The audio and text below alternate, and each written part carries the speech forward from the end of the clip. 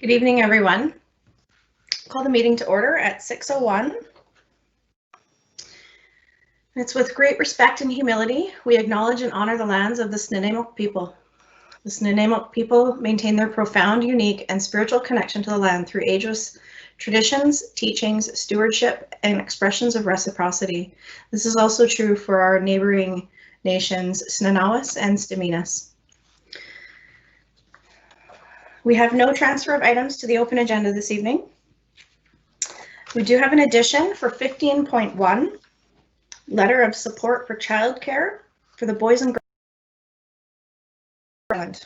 Is there any objection to that addition?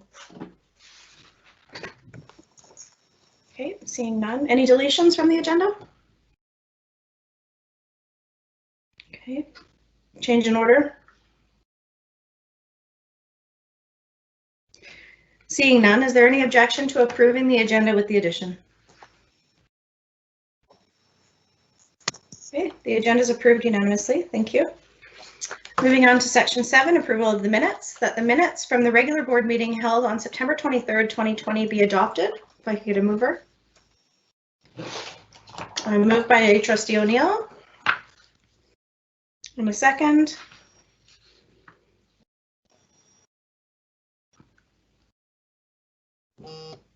By Trustee Wilkinson.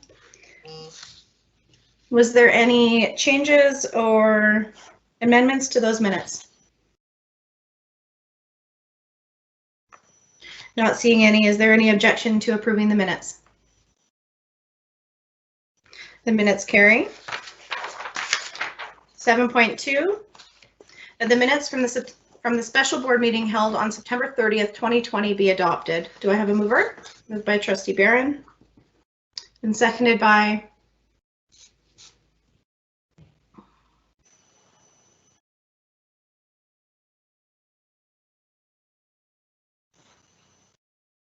Trustee O'Neill.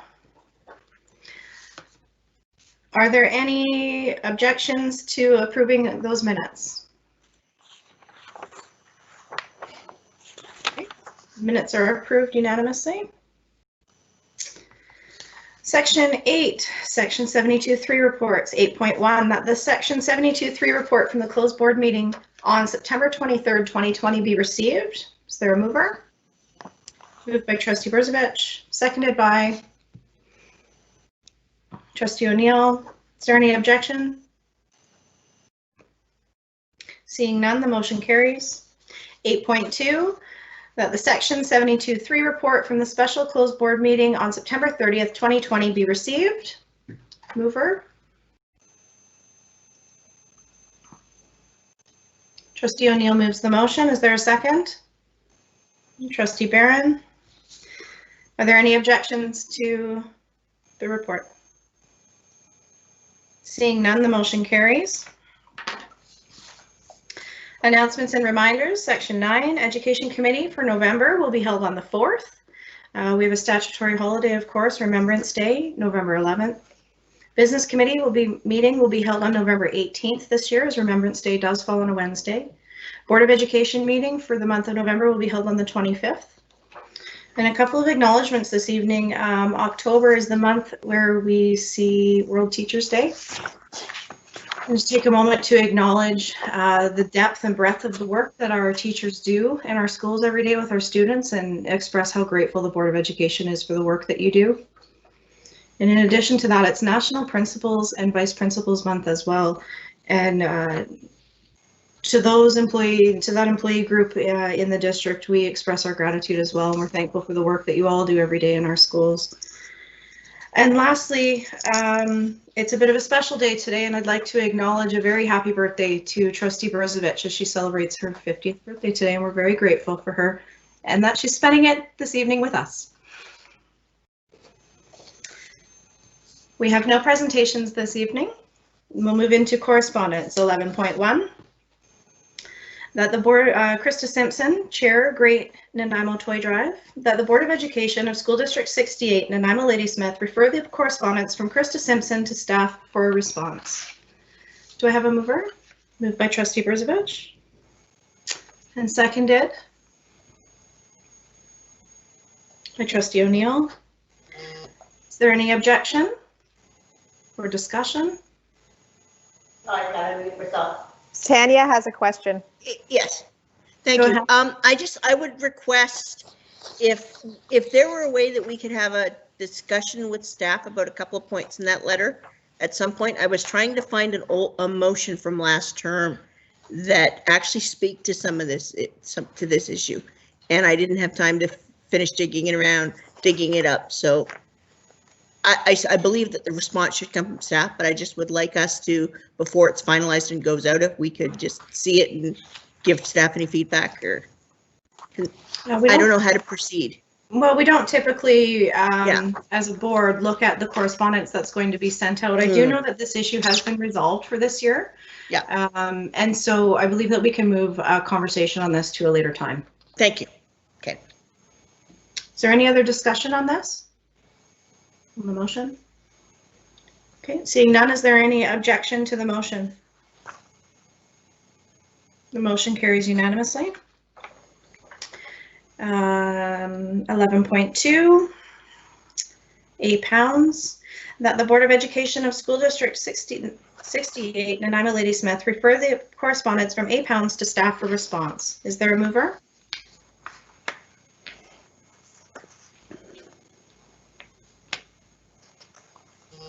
Moved by Trustee Keller, seconded by Trustee Wilkinson. Any discussion on the motion? Seeing none, is there any objection to the motion? Seeing none, the motion carries. Thank you.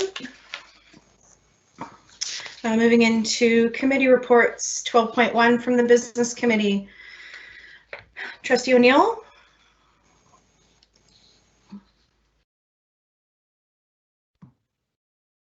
I'm actually going to defer to Vice Chair Keller, who chaired that last meeting. Okay, Trustee Keller. Yes, thank you, Chair. So I will just switch over here for a quick second here. Thank you. So as the board's aware, last year we were successful in receiving funding for a major expansion of childcare spaces at school sites. The units are a combination of externally sourced modular. Sorry, I'm just going to ask you to move the motion before you speak, please. My apologies. So we have a motion that reads that the Board of Education of School District number 68, Nanaimo Ladysmith, directs staff to apply for the Childcare BC New Spaces Fund through the Ministry of Education and Families for funding childcare expansion for up to 5 school sites. Thank you, and that's been seconded by Trustee Higginson. Go ahead, Trustee Keller. Thank you, and my apologies for speaking out of order there. So I'll just continue on. So staff is recommending that the district consider applying for up to 5 childcare space sites with delivery dates beginning in September 2022 and extending into 2023. Currently, the district's reviewing potential locations appropriate for additional childcare sites and will be reaching out to our local municipal and regional district partners prior to final submission. Finally, the Business Committee is recommending that the board directs staff to apply to the Childcare BC new fund through the Ministry of Education for funding childcare expansion. Thank you. Thank you. Is there any further discussion on the motion? Okay, I'm not seeing any. Oh, I had my name up there to comment. Trustee Higginson, go ahead. I just want to reiterate something that was mentioned at the Business Committee meeting, and as you know, we were successful with funding last year. Hopefully we'll be successful again this year, then we'll be up to 10 spots. I think our spaces, I think it's really important that we develop an overarching or comprehensive plan for childcare within the district, and perhaps it's a strategic plan around it, I'm not sure, but I'd really like to see us have a conversation at the board level and also with our senior staff on developing sort of a comprehensive childcare plan that can help guide this work in a uniform direction. Thank you. Is there any other discussion? Seeing none, I'll call the question. Is there anyone opposed to the motion? The motion carries unanimously. Thank you. Trustee Keller, 12.1.2. Thank you, Chair. So we have another motion here that reads as follows: that the Board of Education of School District number 68, Nanaimo Ladysmith, adopt environmental stewardship as policy 1.5. Moved by trustee Keller. Do we have a second? Trustee Stanley, with enthusiasm. Trustee Keller, did you want to speak to the motion? Just quickly, thank you. So on Wednesday, June 24th, the Board of Education entered into a 30-day notice of motion for the newly created environmental stewardship policy. Feedback was provided to the Business Committee on September 16th, and the Business Committee recommended that the board refer the draft policy to the committee for consideration. The Policy Committee met on September 30th to review the community feedback and made appropriate edits. And at this time, the Business Committee is recommending that the board approve the draft environmental stewardship policy as previously circulated. Thank you. Is there any other discussion?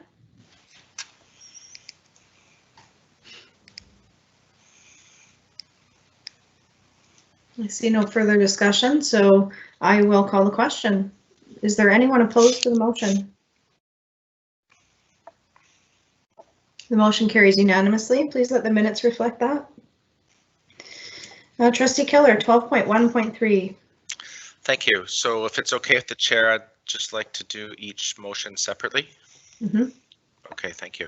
So the first motion reads as follows, that the Board of Education of School District number 68 Nanaimo Ladysmith receive the draft updated policy 2.7 policy development and circulate as a notice of motion for 30 days utilizing the consultation process as per board governance section 1 2.7 policy development. And a seconder? Seconded by trustee O'Neill. Trustee Keller, did you want to speak to the motion? Yes, please. So the draft of policy 2.7 was brought forward to the Business Committee on November 13th. The committee provided feedback to the Policy Committee to be reviewed and included in the draft prior to sending the policy out for a 30-day consultation. The Business Committee reviewed the amended draft at its October the 14th meeting and is recommending that the board initiate the consultation process. Thank you. Any further discussion on the motion?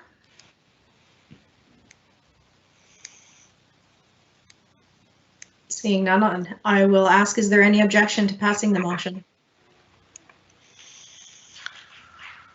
Seeing none, the motion carries. Trustee Keller? And the next motion reads as follows, that the Board of Education of School District number 68 Nanaimo Ladysmith receive the draft policy 2.17 public participation and circulate as a notice of motion for 30 days utilizing the consultation process as per board governance section 1 2.7 policy development. It's moved by trustee Keller, seconded by trustee O'Neill, I believe. Yep, thank you. Go ahead. Trustee Keller. Thank you. So the draft of policy 2.17 was created keeping in mind the International Association of Public Participation guidelines. This policy will allow for the purposeful planning of public engagement sessions when the Board of Education seeks to hear from and communicate to the community, whether planning large-scale construction projects or discussing school planning and programs. The Business Committee reviewed the draft policy and is recommending that the board initiate the consultation process. Thank you. Thank you. Is there any further discussion on the motion? Seeing none, is there any objection to the motion? Seeing none, the motion carries. Thank you. Okay, so 12.2. I'm going to handle this one a little bit differently. There's been some indication that trustees may have further questions for staff after our meeting last, I don't know the date, at the Education Committee meeting.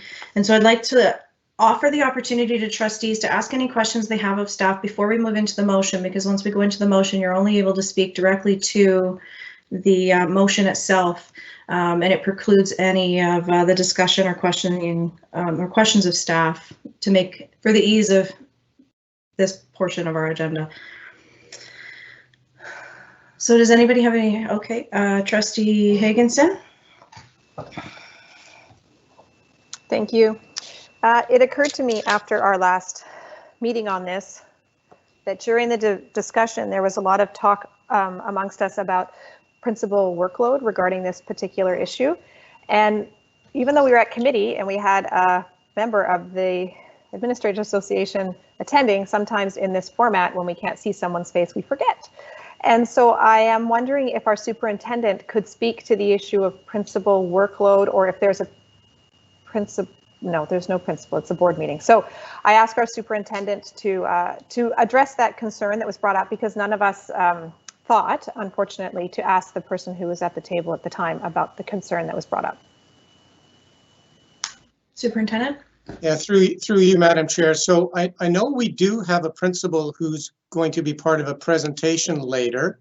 Is that possible that we ask that principal? Are we okay with that? I can give you a general answer to that.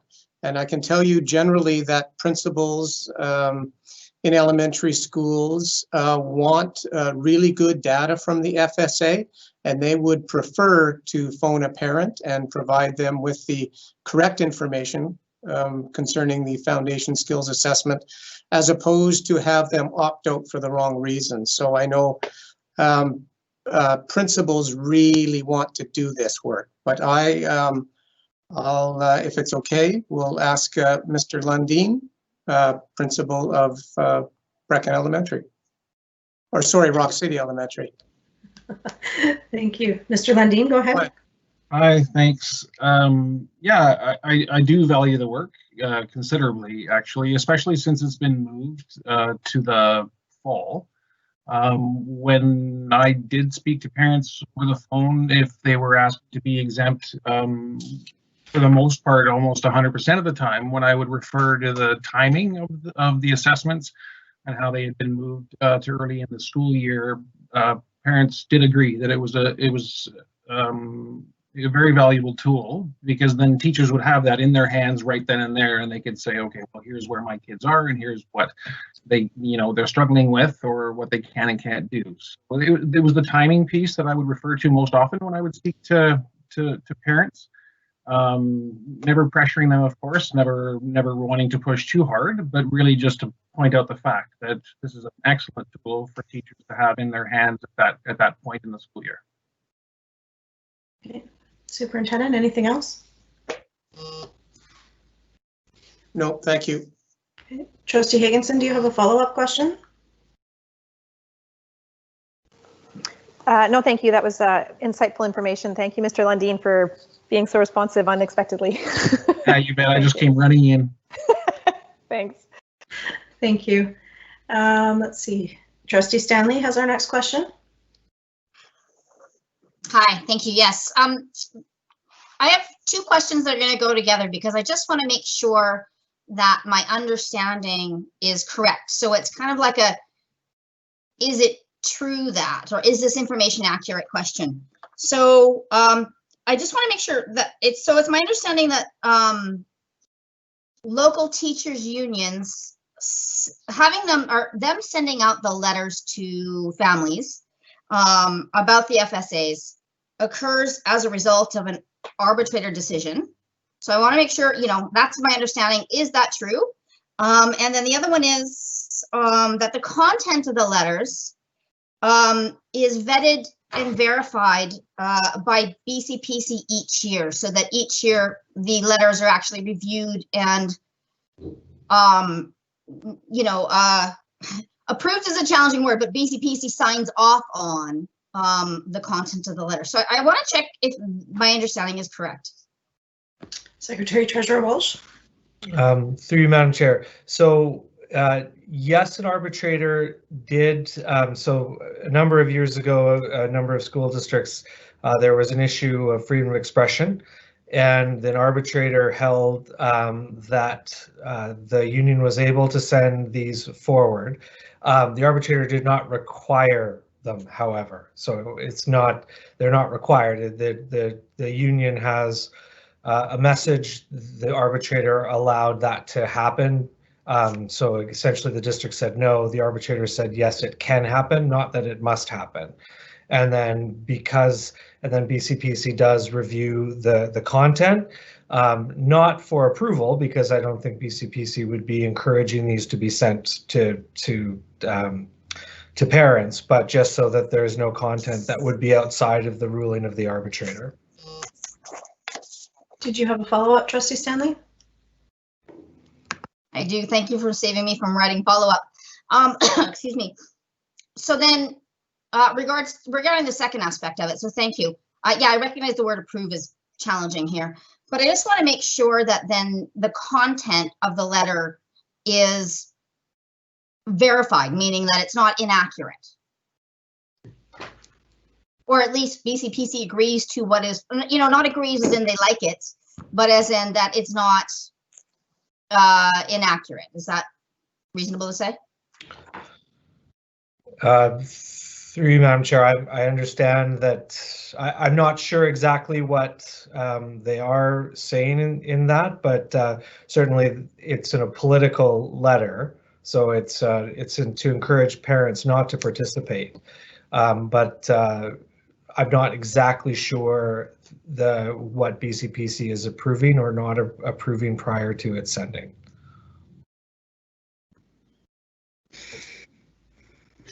Trustee Barron?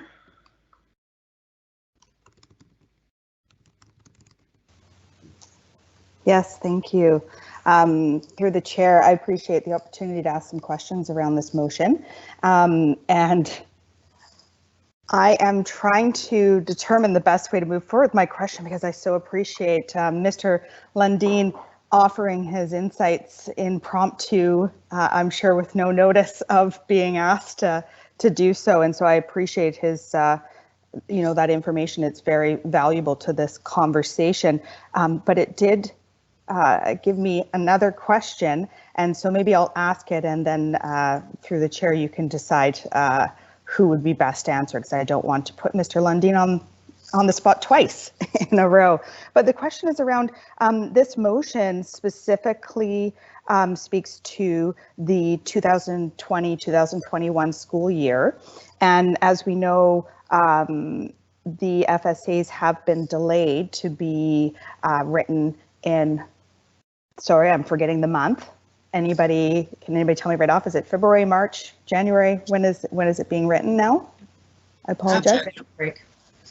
Okay, thank you. So it will be written later in the year. And what I'm trying to understand is, because I heard that much of the value of the conversations with parents surrounded how it would benefit their own child, and the timing of the assessment being earlier on and how it benefited the students in being able to understand what learning they needed to focus on and so on. I am, poorly articulating, I'm sure, what was just said, but my question is I'm wondering how these conversations between principals and parents may be a little different now under the current circumstances that the FSA is going to be written later in the school year, and what benefits would be highlighted in those conversations to parents of them having their student write it. Superintendent Sewell? Thank you. Yes, thank you. January 18th to February 26th is the dates this year. The question is about the benefits, sorry. Trustee Barron? Yeah, it's more so the relationship between the new date of the FSAs being written and how those results would provide direct benefit to the teachers, parents, and students who would be writing those assessments at that time for future learning. Yeah, thank you. Through you, great question. Through you, Madam Chair. The idea of providing a little more time during COVID for students and teachers to get up to speed and normalize what's happening in the classroom. Certainly, I think everyone appreciates that. There certainly was a degree of learning loss during COVID when, all of our programming went online. And then for many students, they didn't come back in June. And so they were out of school for a good period of time. So I think to recognize that learning loss and to normalize the situation in schools, the Ministry of Education put this off a little while. That information is still good. It will still contribute to trends in education. It'll still be useful to the classroom teacher, to the school, to the district, and to the Ministry of Education. Mr. Lundeen from Rock City is there. Perhaps you would like to add a little bit to that. Go ahead. Yeah, thanks so much. I do want to clarify that what I was referring to is that my response to parents was typically around that timing.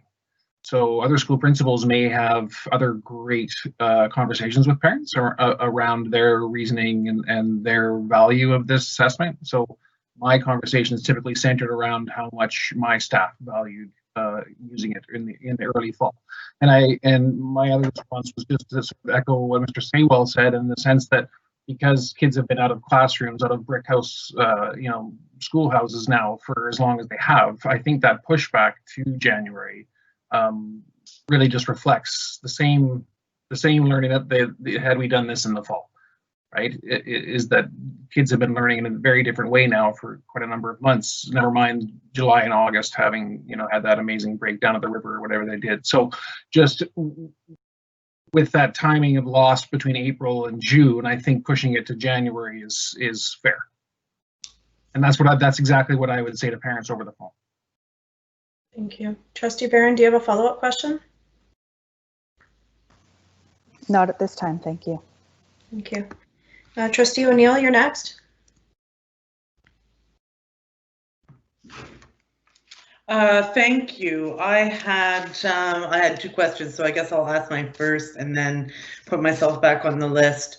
My first question is, does the district have an approximate number of requests for students to not participate in the FSAs?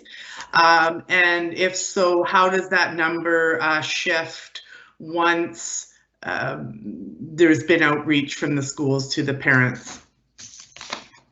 Superintendent Saywell. Through you, Madam Chair. I don't have an overall number, Trustee O'Neill, but we do have an elementary principal here that could provide his perspective on that.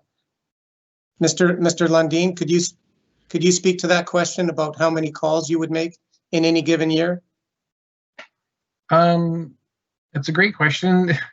So having been in the French immersion world for 15 years, those calls were probably greater in that time, for no reason specified here. Now I want to say that my first year at Rock City School, I would have perhaps made anywhere between 10 and 15 phone calls max. A lot of times I would send just a quick email to the family and ask if they would like a phone call regarding the FSA, and if they said yes, I would follow up with a phone call.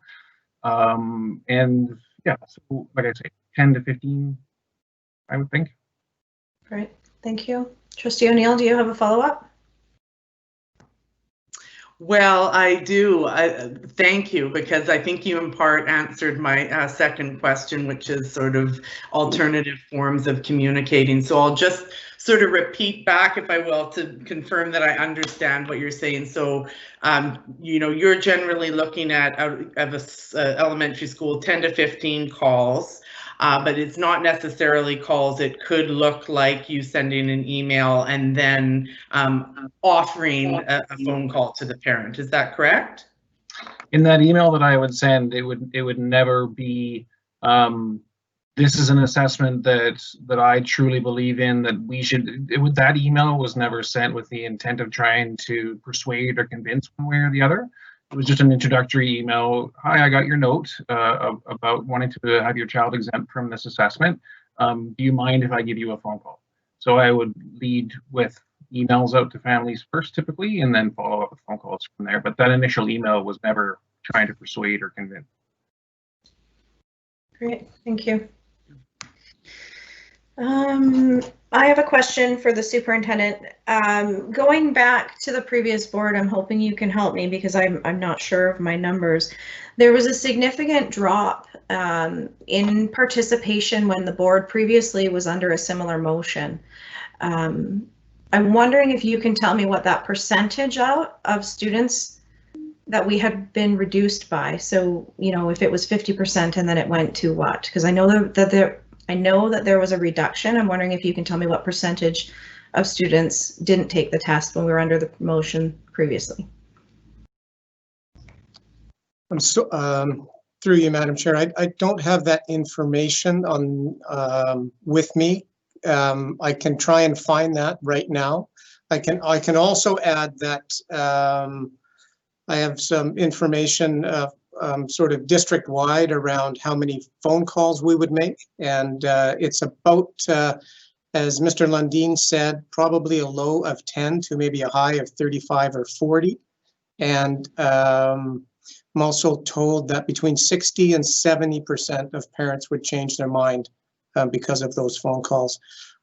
I can get some, my recollection will probably fail me a little bit, but I believe we saw a jump of about 20% participation from the year where we didn't require principals to phone to where we didn't. I think I'm relatively close on that.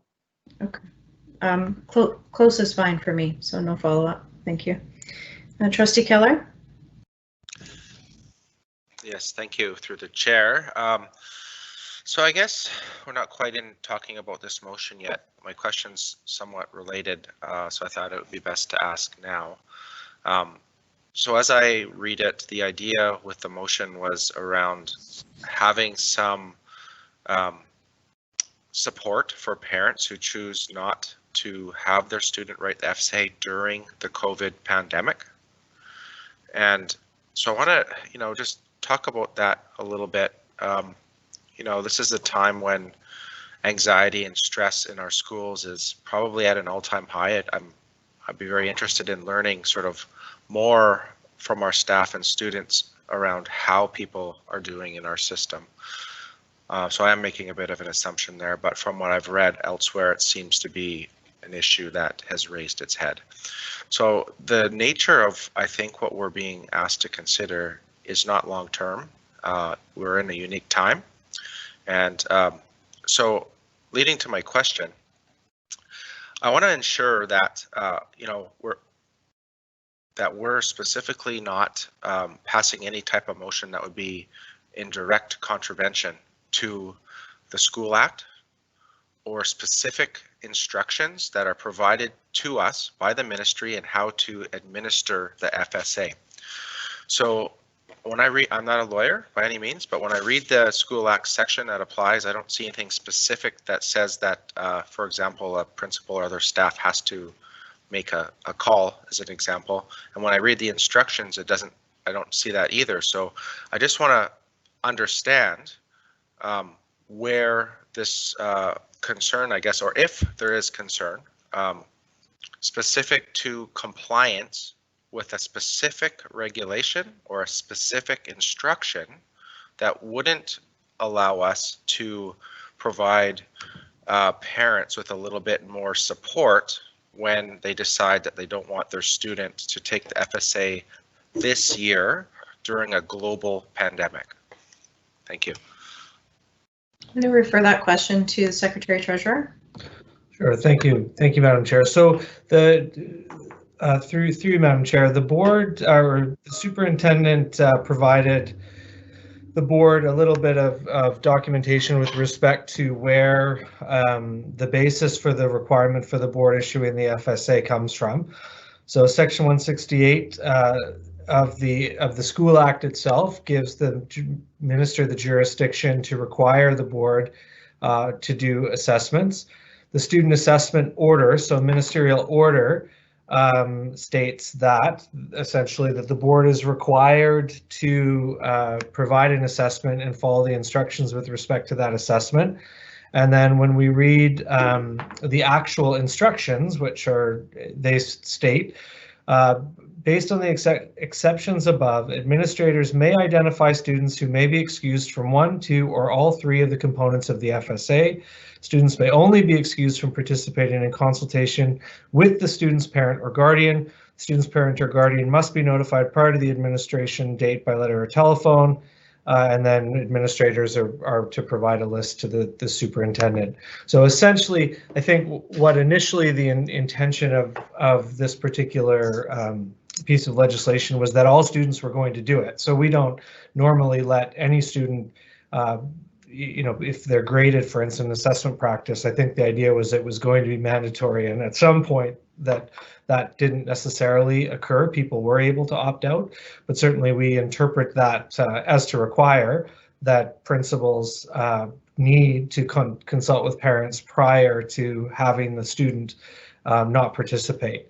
And again, occasionally the principals will actually see a student that may not be, for whatever reason, shouldn't do a single part of it. They would actually see that, talk to the parent, but the same thing applies, and that the instructions are pretty clear that principal is to be consulting with the parent and to contact them. So that's where we get the basis. And so just want the board would obviously need to be aware of the potential risk of not being in compliance on that particular front. Obviously, or I think other districts have done similar type of motions that haven't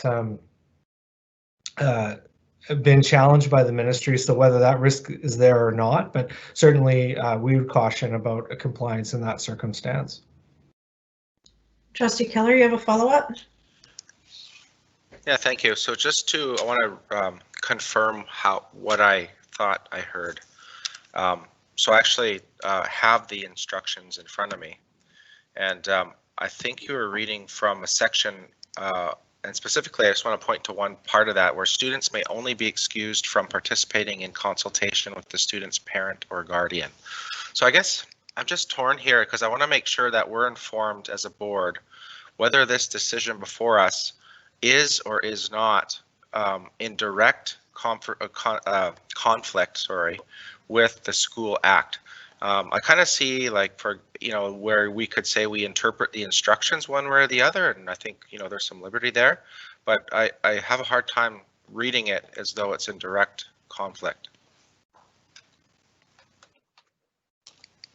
Secretary Treasurer, did you have a response to that? Through you, Madam Chair, then what I would suggest, if that's something the board would require, is that the legal opinion is sought on that particular matter. I think that I would, like I said again, that there's risk that that's an issue with respect to compliance on that front. Okay, thank you. Moving on to our next speaker, Trustee Verzovich. Thank you, Madam Chair. Just want to confirm if my memory is correct. When that letter goes out from teachers around the FSAs, we also include a letter with the ministry perspective as well at the same time. Am I correct in recalling it that way? Yes, thank you. Through you, Chair. We do send our own district letter out as well. That is correct. Do you have a follow-up, Trustee Verzovich? Yeah, I don't know. I sort of have, I do in relation to what Mr. Walsh just said, but I don't know if that's the same topic. So if you want me to wait, I will. Yeah, I'll put you back on the list. Trustee Robinson.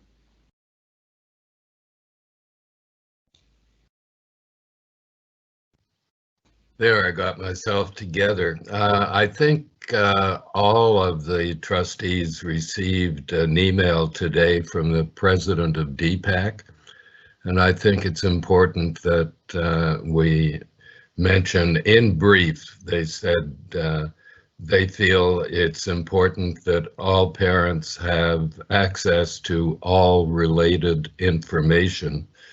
And they say that they have never had a parent call them and complain about being coerced by a principal. I think 2 points we should be thinking about. Thank you. Trustee Wilkinson.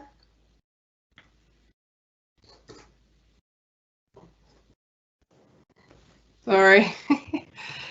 So I guess, my piece to this is what I'm looking at is the fact that that was mentioned before is the fact that this is an assessment. And so if we treat it as an assessment, where it doesn't matter where those kids are at and there's no pressure on them as far as an exam to do well, then I look at it as, you know, something different as far as if we're looking at it specifically within the structure of the middle of a pandemic.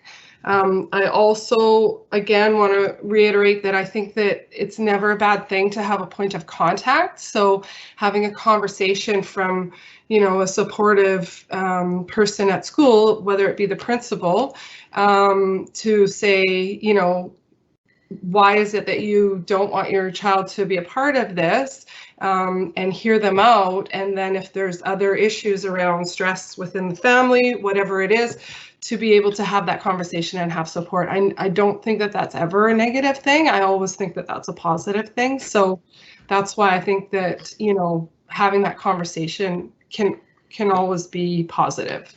Thanks. Thank you.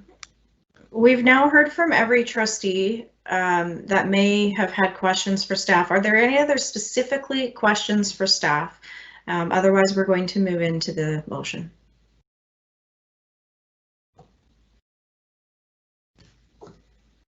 Okay, so I'm going to go down my speakers list and ask that when I call your name, ensure that you are only asking a question. Yep. So moving on the speakers list, Trustee Higginson.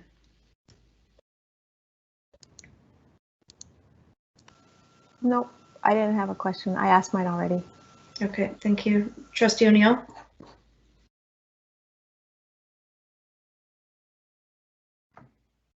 Did you add me chair because I said I had to originally? You can scratch me off. Thank you. Trustee Barron.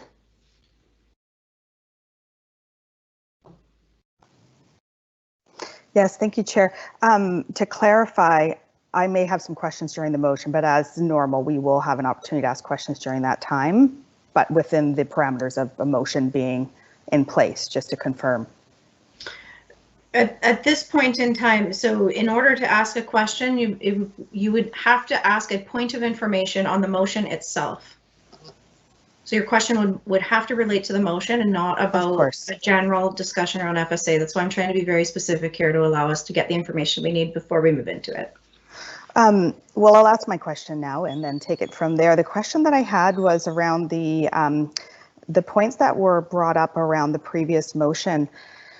Similar to the one that we are going to be talking about. And my question is, there was a point made around a drop of participation around the same time as the previous motion was in place.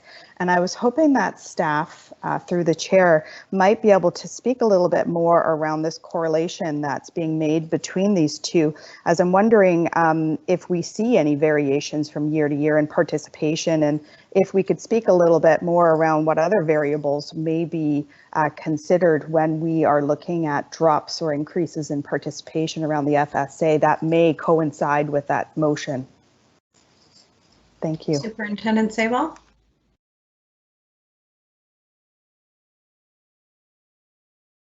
Yeah, thank you. Through you, Madam Chair, I can't think of one other variable that would explain the drop in participation other than the inability for principals to phone parents and discuss. I'll also add that at no time do principals, in fact, from my office, I tell principals that that's not a reason to ruin your relationship with a parent. There was a question about what's in the letter from the BCTF, and I think it's probably factual. It's left to interpretation. Like it refers to the assessment as a test. It mentions that it's not useful to teachers. It is useful to teachers. It's great, great information to inform your instruction. It's great information to let you know how your students are doing. It's useful information. So I thank you. I wanted to get back to that first question as well. Trustee Barron, do you have a follow-up question?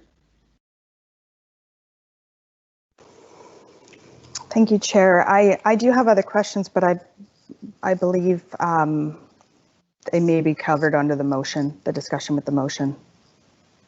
Okay. Thank you. Trustee Stanley? Thank you. My question is somewhat of a follow-up to Trustee Keller's question, but as well, that notion of interpretation. When I read the information that we've received and when I look at the administration manual and the aspects that are specifically referenced, I interpret them differently. And so, and there is a question. I interpret them as a way of saying that that schools cannot remove students or prohibit students from participating in the FSAs without consultation with parents, as I believe historically I've heard, private, or I should say private, sorry, some schools have done in order to artificially raise their rates. So that's how, when I read that, my read of that, my interpretation of that administration piece is that it's required to consult with parents when students are not participating. And so I'm wondering, I mean, two things. One is, I assume, or is a parent not, when they say they don't want their students or children participating because they're concerned about stress levels or for whatever reason, those extenuating circumstances, is that not consultation? Like, has that parent not communicated to the principal? And I'm not sure why that's not sufficient, but as well, and related, I'm wondering if there's any case law or any kind of guidance that shows us that specifically the interpretation of this language. Is there any, further guidance that this has been interpreted or reviewed upon to give us a specific interpretation? Secretary Treasurer? Through you, Madam Chair. So I would say on the second question, no. And I think we are aware that other school districts have passed somewhat similar motions in the past, and it would of course be up to the ministry to come and say that the board is not following its instructions, which I don't think they have done. But of course, staff needs to prevent or provide any risks associated with motions of the board. And again, this board, as I understand it, in the past had a similar motion. So I can't speak to specific case law on the interpretation of this particular provision, no. Do you have a follow-up question, Trustee Stanley? Only in the sense that I froze, or he froze, and I missed the first part of the question. So I did hear there's no case law, but I missed the first part. So I wonder if I could trouble everyone with a brief summary.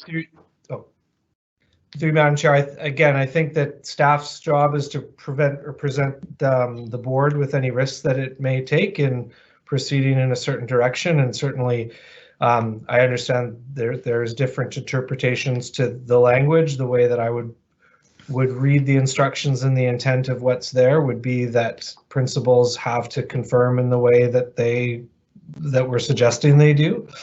And so that's just the inherent risk. Ultimately, would the Ministry of Education come and say, board, you need to change this?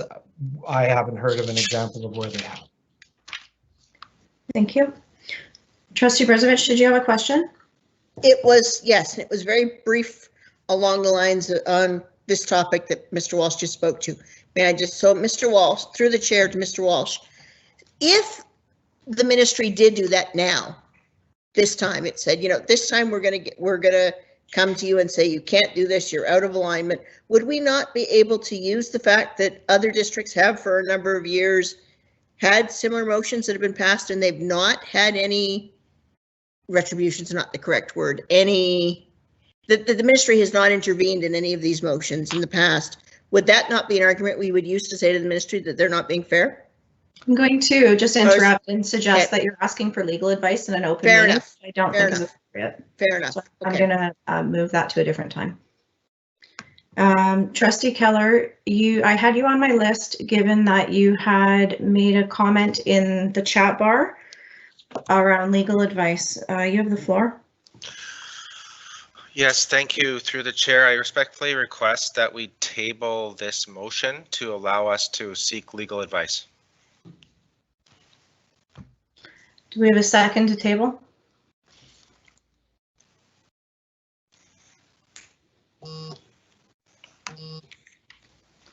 Okay. All those in favor of tabling, please put your answer in the chat.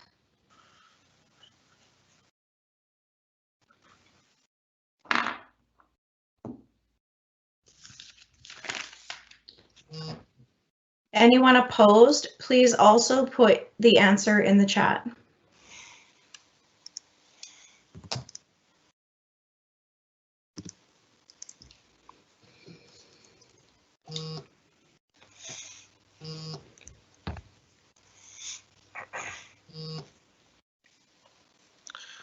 It's hard to count. Sorry, you're gonna have to give me a second to now look at things.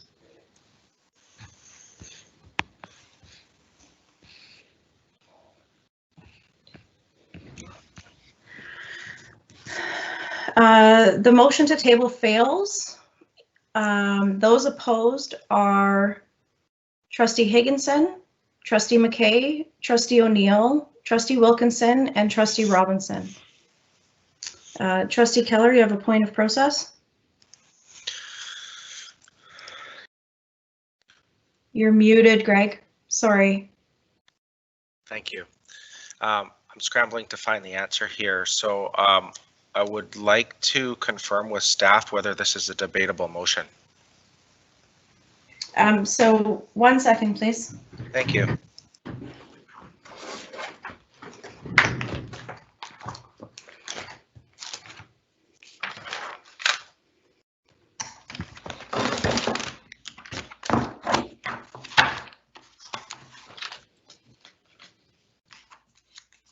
Tabled motions are not debatable, Trustee Keller. If you'd like Secretary Treasurer to confirm, we can give him more time to look that up. And I apologize again, this is my own lack of knowledge. I just want to make sure that we're following proper process with this type of motion because I have not used this type before. Thank you. Secretary Treasurer Walsh. Sure. I'm not sure how many folks have their Robert's Rules, the long version, page 217. The motion, as explained earlier, is undebatable and cannot be qualified in any way. Moving it, a member can mention its intended purpose or name a time at which he plans to move that the question be taken from the table, but cannot move to lay a question on the table until after the completion of. Thank you. Okay. So moving on, I had another trustee on my speakers list for a question. Trustee Barron.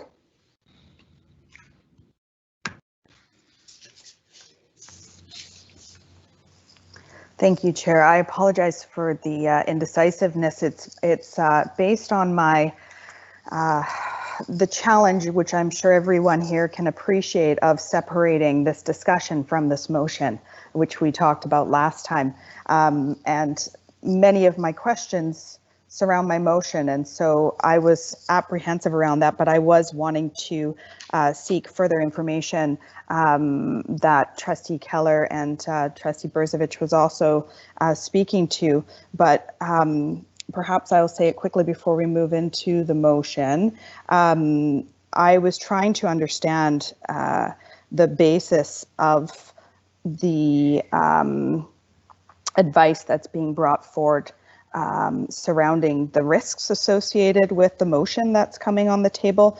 In particular, the two items that have been referenced both in this meeting and in our previous meeting surrounded the interpretation of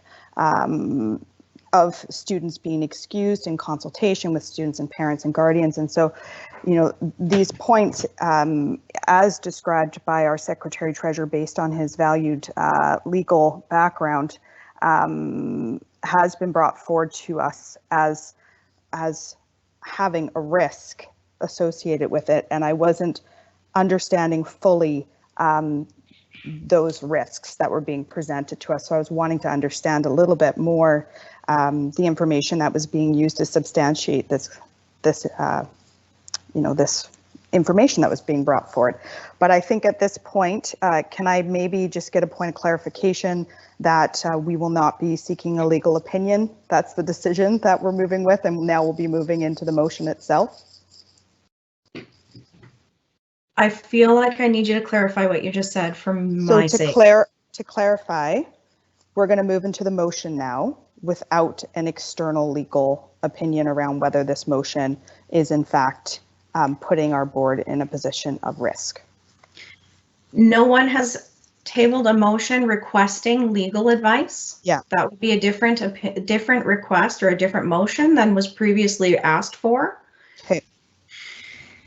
If that is the will of a speaker, they may put forward that motion to request legal advice on this motion.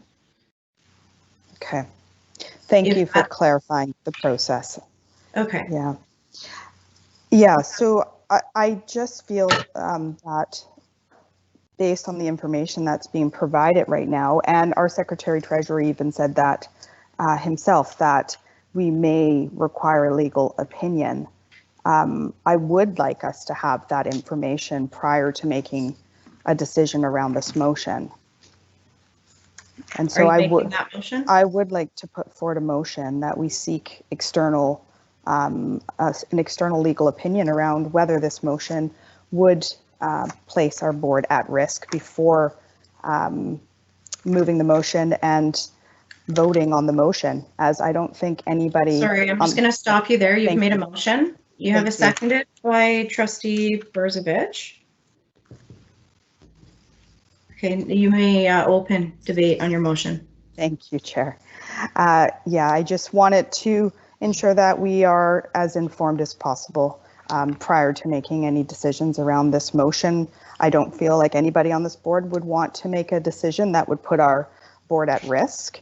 And so for us to get an external legal opinion, I think would allow us the opportunity to better understand and to be able to make an informed decision around how we'd like to move forward. Okay, thank you. Trustee Higginson would like to speak to the motion.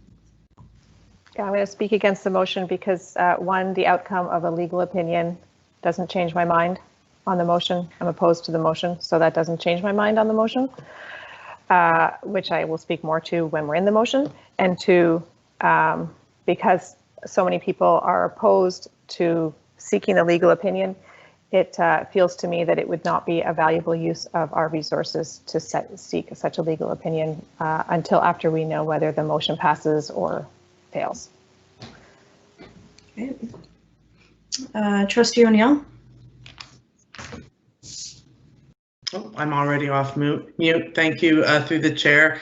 I also oppose seeking a legal opinion. I don't believe we need a legal opinion to make the decision that's coming before us tonight, and I will actually be supporting that motion should we get to that place.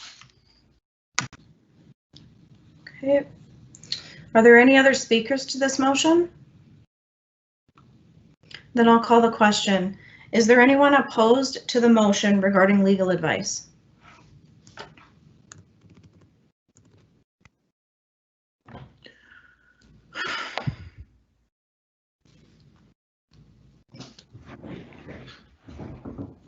May I also call for those in favor to put their vote in the chat as well so that I can track the voting?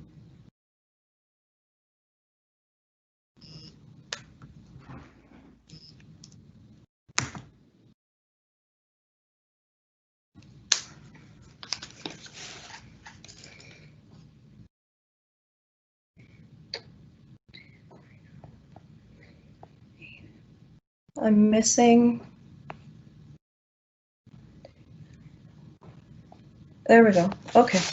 See, I start by counting to 9 and then I start reading things out loud. Okay.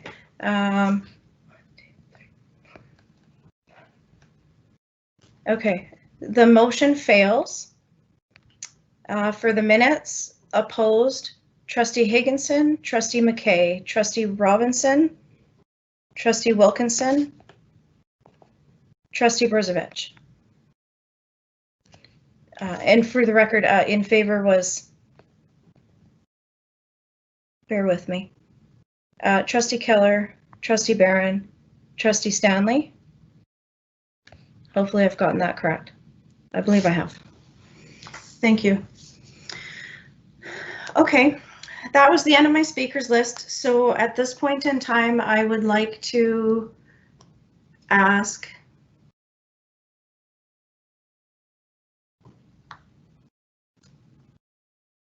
Trustee O'Neill, could you add your vote to the chat? I believe you stated it, but so that I have a record.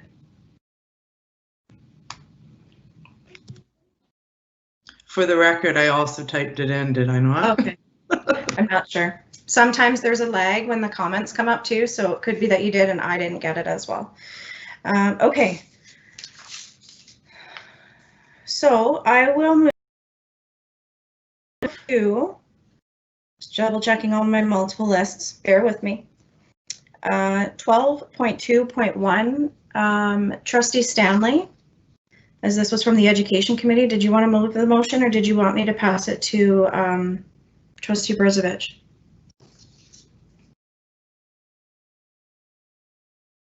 I can, I'm freezing a lot. I'm gonna actually suggest pass just because I might freeze. I'm freezing. Thank you. Trustee Brzovic, would you like to move the motion? Honestly, Chair, I'm having trouble keeping my windows open. So Okay. if you have it there, if you would do it for me, please. Sure, I can read it. That the Board of Education support parents' right to free and informed consent regarding their child's participation in the Foundation Skills Assessment through the direction to principals to not contact parents in response to the withdrawal of their child for the Foundational Skills Assessment in brackets for the school year 2020/21 end bracket period. Moved by Trustee Brzovic, seconded by Trustee Stanley. Trustee Brzovic, did you want to open debate as the mover? Yes, thank you. I support this motion for a couple of reasons. It has a date limited to it. It is only for this year. It allows parents to make an informed decision based on the needs of their kids in what is a crazy year with the pandemic and the stress that this year has been for so many people. People I know who are not normally easily stressed are very, very stressed right now. And even though I have faith in our principals, and I know that they would never intentionally do anything hurtful in those phone calls, I think that right now this could very well be that one phone call that could, innocuous phone call that could push somebody over the edge. And the other reason that I'm supporting of this is in our earlier debate, I was reminded that the reasons the ministry does the FSA and the reasons that they feel it's important is already shared with parents along with the teacher perspective on the FSA. So parents are already getting both perspectives, and I have confidence in parents to make their own decisions as to what is the best for their families. Thank you. Trustee Barron, you're next. Thank you, Chair. I just wanted to, and I'm going to say it quick so everybody, so I just wanted to seek a very slight, small amendment to add guardians to the motion. It's a very small detail, but I do feel that guardians should be included. Sorry, I'm just going to stop you. You've moved an amendment. Yes. Trustee Stanley has seconded your amendment, so you can speak to the amendment. I just wanted to add guardians. As a point of order, I think that we could consider that a friendly amendment since the original mover is making the amendment. Just would save some time. I've gotten this far. Anyone opposed? You've got so many seconds. I'm sure it will pass. The amendment passes. Thank you. Only because I got that far. Chair, could I still speak to the motion? Yes, go ahead. Thank you.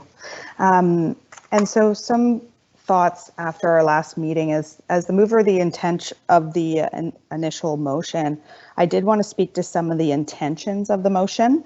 The intention of the motion was to show support for and respect the rights of parents to withdraw their child from writing FSAs specific to this school year in response to the current circumstances that we're living in a global pandemic.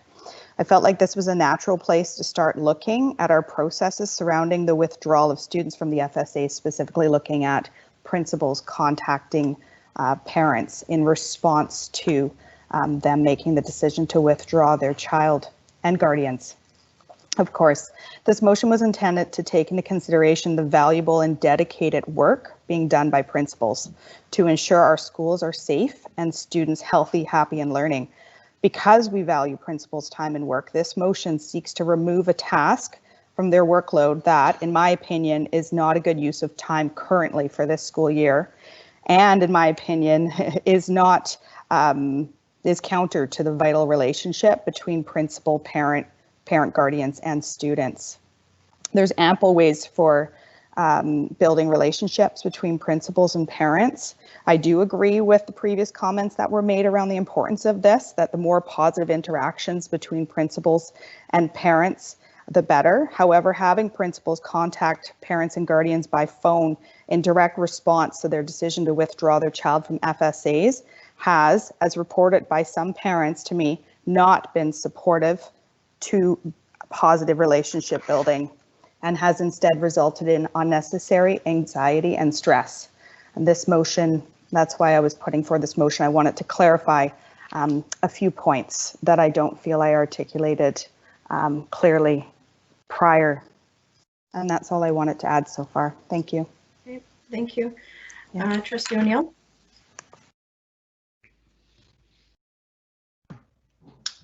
Thank you. This has certainly been one of those, motions that I've put a lot of thought into. So I'm going to take a bit of time here. I'm in support of the motion. When I look at this motion on its surface, I see that it has a definitive time.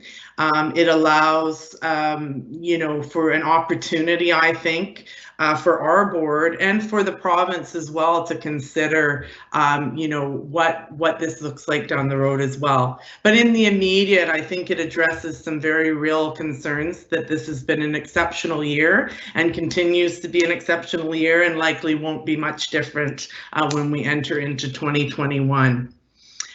So because it's a larger concern, I think that we as a board will likely have further debate, but I'm satisfied with the information that I've been provided both by staff, by our stakeholder groups, and just through conversations that I've had with parents and teachers in the community around this issue and specifically how it relates to this school year. I had probably a couple more points that I wanted to make, but I wanted to acknowledge, some of the feedback we got in earlier discussion from principal and the experiences that they shared with us, and want to say that I think that our district can find ways of making sure that our parents are informed and do receive the correct information if that is a concern, and certainly an example of, doing that outreach by email and just allowing that follow-up opportunity, or if that looks like, reformulating the information we send out as a district. So for all those reasons, I stand behind this motion. Thank you. Trustee Stanley? Hi, thank you. Sorry, I hope this works technology-wise. For me, this is really not about the FSAs. It is fundamentally, for me, about respecting parents' rights to remove their children from participating in this assessment, particularly in this context, and that parents knowing and understanding their own children's needs. So I've had parents complain to me about being called. They personally, so they don't agree on what I've heard, and I don't personally agree with the process of us following up and calling parents to reiterate why we think the FSAs are important. I feel like that places parents in between a conflict between teachers of the union and the school districts, and parents, from what I'm told, don't like to be in that position. So much like Trustee O'Neill just said, I do believe that the district can find ways to ensure that parents are informed. So we send out a letter with all the information that we think is important, and then we respect their decision and what they communicated to us. And so it's this process of following up that I don't agree with. And for me, this has nothing to do with the FSAs. It is just that particular process I've had complaints about. And I don't know about you guys, but sometimes when I still get a call from a principal, I still feel like I'm in trouble. So it can be uncomfortable for people. And so I want to, respect that. So I will be in favor of this motion. Okay, thank you. So I had myself next on the list. So I am opposed to this motion for any number of reasons. I think what I'll do is I'll highlight a couple based on my own experience in the district in various roles. But I think one of the things I think that I find myself surprised by is this type of motion, very, very similar motion, was passed by the previous board. And when it was passed, we did see a reduction in the number of students taking the assessment. And in fact, at the provincial level, received information that this was not looked fondly upon our district by the Ministry of Education. And in fact, they wonder why districts start dropping their rates of participation, because they're utilizing that data for any various number of reasons for them. But also for me, the use of the data from a district-wide perspective, this is one of the only points at which we can collect data on a similar basis to see if some of the implemented programs that we have are effective. And I specifically can think of it related to literacy. Seeing that the previous board rescinded their 2016 motion because of the drop in participation and requiring more in-depth data than somewhere in the 40-ish% range, that data wasn't enough for that board to feel confident in making financial decisions to support programming. Now, all that being said, I feel like there's something to learn from that. In addition to that, I think that, to be quite frank, in the year of COVID, it actually is more important for us to know what our learning loss is in this district. And this may be one of the few tools that at a district level we can collect the data on and consider how much learning loss did we have by being out of school for so long, for so many months. And so it's that data that I'm really looking to use to know where we're at and what the effects of COVID have been.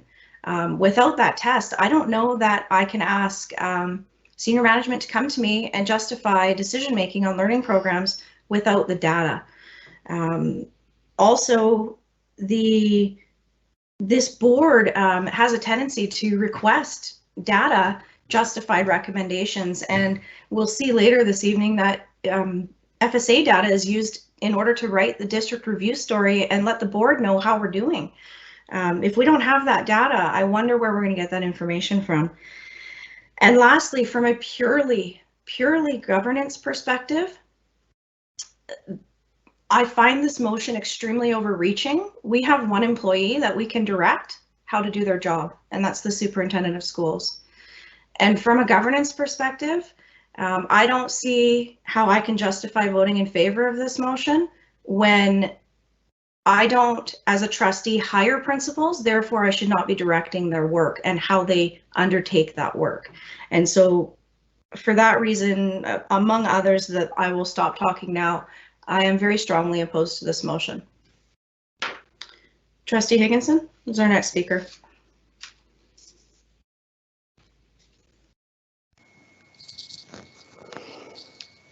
Thank you. I feel like a lot of time has been spent on this. I'm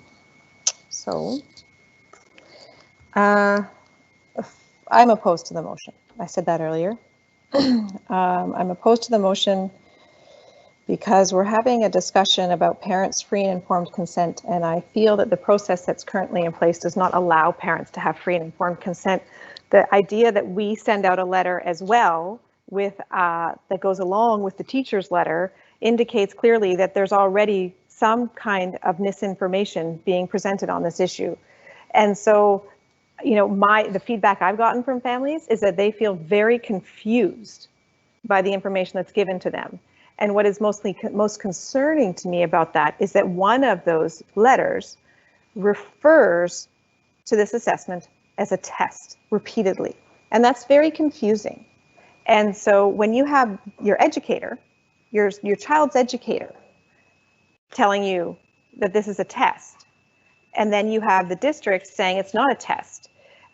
Trustee Stanley referred earlier to the idea that, you know, a parent feels caught between the district and the teacher, because they are, because the notion of this letter going out that calls it a test is a politicization of this issue and bringing parents in, and that concerns me. Just the methodologies that are used. The other thing that's interesting, I find, is that the only way that a parent, without the letter that goes out that people sign and send back, the only way that a parent would be able to excuse their child from this assessment is actually to contact the principal.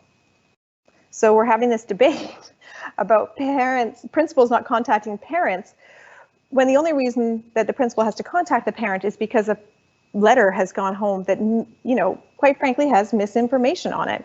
It was also referred to earlier that BCPC goes over the letter. Well, they go over the letter for references to whatever the arbitration was about. BCPC is our labor relations arm. They're not our educational experts.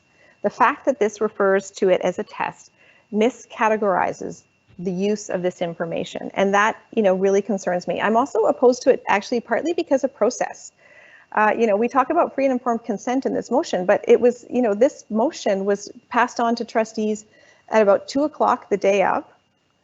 It was only passed on to trustees before a committee meeting. It wasn't passed on to our stakeholders, who didn't know anything about it until that moment that it was brought up in our meeting. And that's a slippery slope and a dangerous one, I think, for us to be careful about, because we're making a decision that, as our chair just pointed out, you know, has impacts on things. We ask our superintendent for data. This is data that our staff has repeatedly told us is very, very important information. And I think there's a time for the board, certainly, to make a decision that goes against staff input and staff advice. And that's when the community is asking us to do that, because our job is to ensure that the community's values are instilled in the daily operations of the school district. And what we've heard from the stakeholders around this issue, you know, we're talking about the parents. We've heard from DPAC that they've never been contacted because somebody felt coerced. And we also heard from our stakeholder on this issue, who managed to get a letter in today at the last minute because of the way that this motion was put forward in the first place, that they value the data. And so I think that, you know, we have this letter here asking us to not contact parents. Well, then how about we ask the same thing of our teachers, and just let the lead educators in our district put forward the letter that explains what the FSAs are. You know, not every district has that letter go out. It is entirely possible for our teachers union this year, since we are asking people to let parents make decisions, for us to request that this letter not go. And that might be something that in the future I request we discuss, that the TTLC reps discuss, because if we're asking parents to make free and informed consent, then I think that we need to make sure that they have the right information to make that free and informed consent. I think I keep coming back to, even though this isn't about the actual value of the FSAs, this is about parent choice. I do keep coming back to the fact that how much finesse depends on this data. And that's really important to me. And I want to make sure that finesse has the most important, up-to-date, robust, valuable data that they can possibly have. And finally, I know we keep talking about the global pandemic and the stress that it's having on families, and I respect that. And I respect that if parents want to pull their kids out and a principal talks to them about it and says, hey, you know, this is the value of the data, and the parent says, no, my kid's just not up to it this year, then we'll respect that. But one of the most important things that we have to do as trustees this year is address the learning loss that our students are facing. And one of the best ways we have heard from our staff to do that is to utilize strong data. And this is one of the best sources of data we have, like it or not, to do that. And so I can't in good conscience not want us to have the most robust set of data we could possibly have in order to address the possibilities of student learning loss that we need to then focus all of our resources on. So I'm opposed to the motion for lots of reasons. Those are some of them. Thank you. Trustee Wilkinson's the next speaker.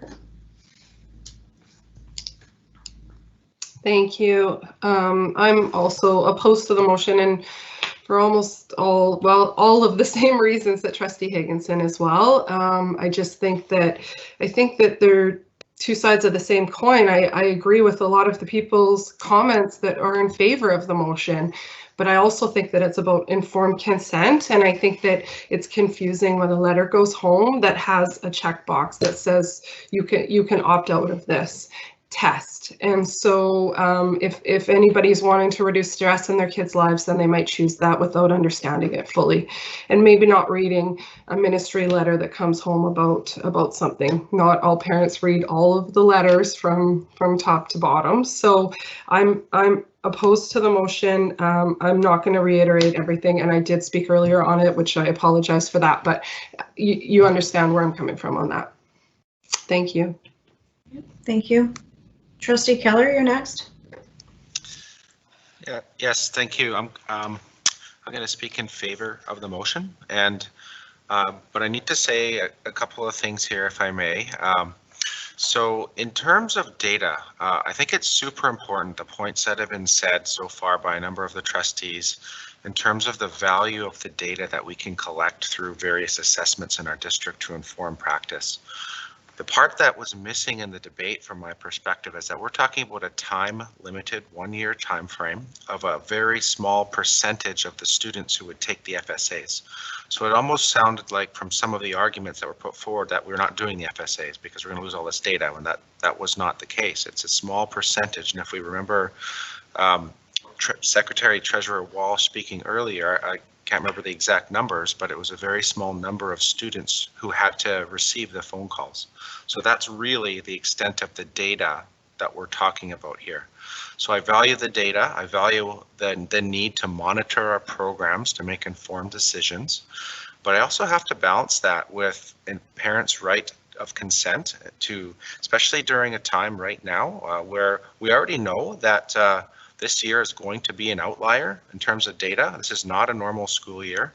And second to that, you know, it's challenging from the perspective of the results coming later in the year, not necessarily being at a good time to inform the classroom. So I do believe that what we're talking about here is, or debating, is not whether or not the FSA is to go ahead. That's happening. What we're talking about is whether or not we should allow parents to make the choice for the students as they see best fits their own personal students' needs. And I do also see as well that maybe there could be an opportunity for the district to work on further education and outreach and communication to parents. If we have an issue with a misunderstanding or misinformation, then perhaps there's opportunities there as well. But in terms of where I'm coming from right now, for this particular school year, I'm speaking in support of the motion because I think people have enough on their plate right now. Okay, thank you. Trustee Robinson? Thanks very much. I struggled with this motion since our last meeting. Have talked with the NDTA and read all the materials that were presented to us. Until I got the email this morning from DPAC, it sounds to me like this motion is to protect parents from being harassed by principals. DPAC, who represent all parents, tell us that it's very important that all parents get the facts and all facts before they make a decision. And they tell us that they have never, ever had a parent contact them and complain about being coerced or harassed by principals. To me, we're just assuring that that parents get the full story as to the benefits or challenges that their child could have with the FSA. So I am opposed to the motion. Okay, thank you. Trustee O'Neill? Thank you, Chair. And I do realize this is my second time speaking, but I just, wanted to speak a bit to that previous point, having received the same correspondence. I really, if I can reiterate 2 points on why I support this. One is the time that this will allow us to look at this. I absolutely do see a connect of this to the FSA, and maybe that's just me, but it's been subtly and not so subtly mentioned that there's sort of this political dynamic here. But I want to address the piece around the parental component, the DPAC sharing of information on behalf of their membership, which is our parents. I mentioned earlier that I've spoken to some community members, and that includes parents. And I by no means credit that to be, me being more knowledgeable or a spokesperson for that body. But what I will say is what I don't see in this motion is our limit, the district being limited to communicate with parents and provide that information. I see this motion as being respectful of when that decision is made. So we're not limited to continue to provide the information to parents of students. Thank you. Is there any other discussion on the motion? Seeing none, I'll call the question. If all those opposed and in favor could put their vote in the meeting chat, please.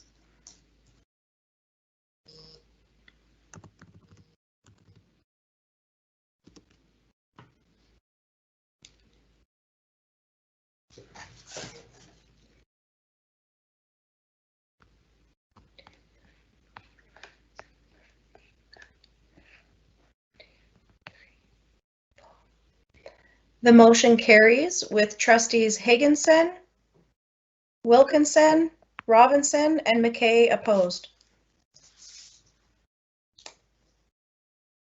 Write that down later. Wow. Trustee Stanley, are you available to move a motion? Yes, I think I am. Yeah, I did freeze there, didn't I? I'm sorry. I don't know what's going on the past week. Okay, I will just say this as quickly as possible. The second motion on this is that the Board of Education refer the correspondence from the NDTA regarding the FSA to the board chair for response. Okay, so moved by Trustee Stanley, and is there a seconder?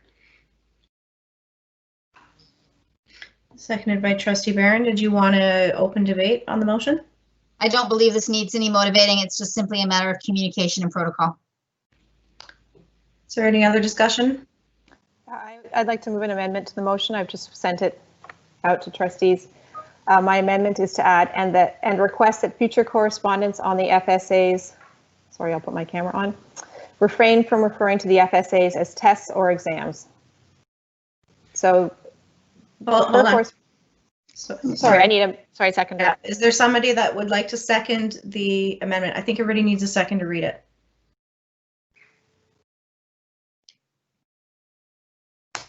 Okay, so that's been seconded by Trustee Wilkinson. Yeah. Sorry, before I allow you to speak to the motion, point of order, Trustee Barron. Yes, thank you, Chair. I just wanted to ask the question if this amendment, if it actually changes the intention of the original motion.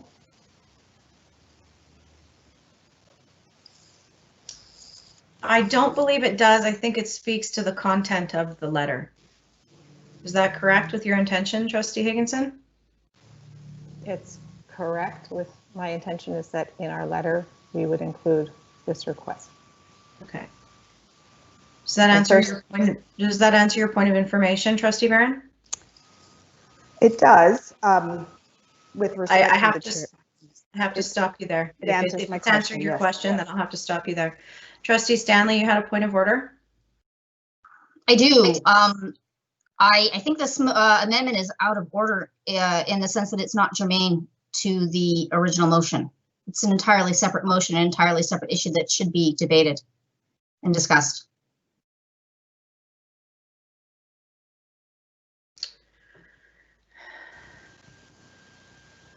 Yeah, I will rule that it should be separated. Secretary Treasurer, did you want to offer advice on that as well? You made a ruling. Yeah.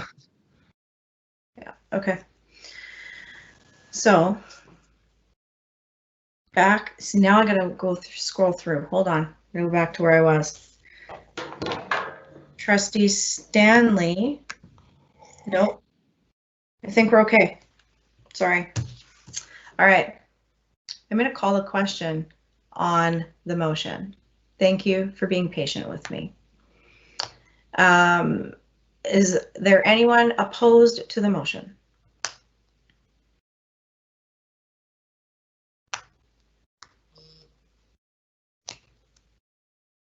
I don't see anyone opposed to the motion, so the motion carries. Trustee Higginson, would you like to move your previous amendment as a motion?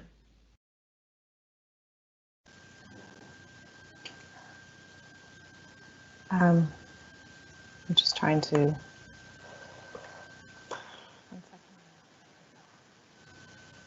Pause and stretch. Okay, so I guess the motion would be that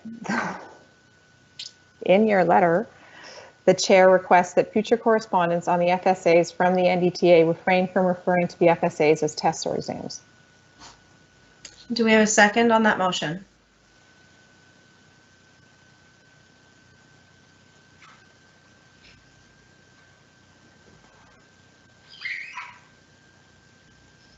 It's been seconded by Trustee Wilkinson. Trustee Higginson, go ahead. Well, I just feel like since we just passed this motion, it's really important that everybody be operating from the same information and actually like educationally sound and correct information. And to the point that was made earlier by Trustee Stanley about families feeling caught between educators, their child's educator, and the district. You know, if these are our educators know that these are not tests. And when this question was asked in our committee meeting, it was stated that it's because teachers feel like they're tests. And I don't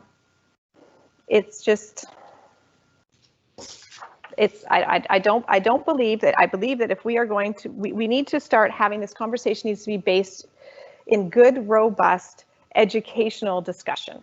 And it can't be that way if we're referring to these assessments as exams or tests. So what I'm hoping for is that we can just all start having good conversations about this that's based on like relevant educational pedagogical discussion and not us trying to sort of peel out what's true or not true or right or not right or political or not political. And so knowing that we've just passed this motion, the previous motion, not the letter one, but the other one, I think it's really important for us to make sure that we're all having the same conversation and we're all talking about the same thing. So just simply stop referring to them as tests or exams. That was just a request that in the letter we asked them to stop referring to them as tests or exams. Okay. Trustee Barron would like to move an amendment to the motion. Yes, thank you. I'll say the amendment and then see if I have a seconder. But the amendment I would like to make is that the Board of Education refer the correspondence from the NDTA re-FSA to the board chair for response and request that future correspondence on the FSAs are referred to. Sorry, we've already passed the motion Oh, on the I letter. apologize. I apologize. Sorry, I started reading on the wrong thing. I understand that. Thank you. Okay. I basically just wanted to change the motion to state refer to the FSAs as assessments. That's the only change I wanted to make. If I can get a seconder, I could speak to my reasoning. 1 second. I'm going to ask you to type your amendment in the chat box so that everybody can see it.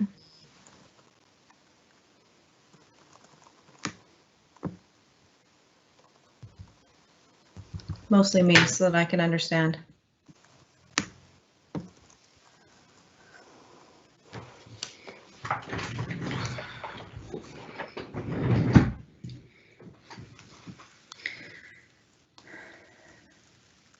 Trustee Stanley, you have a point of order?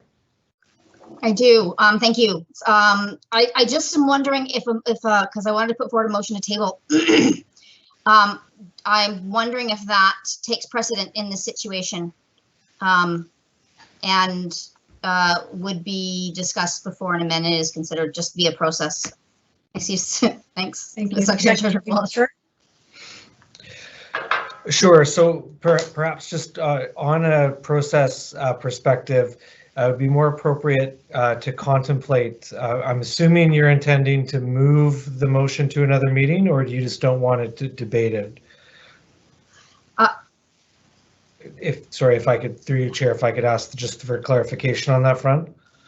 I want to table it until we can have a discussion and get more information.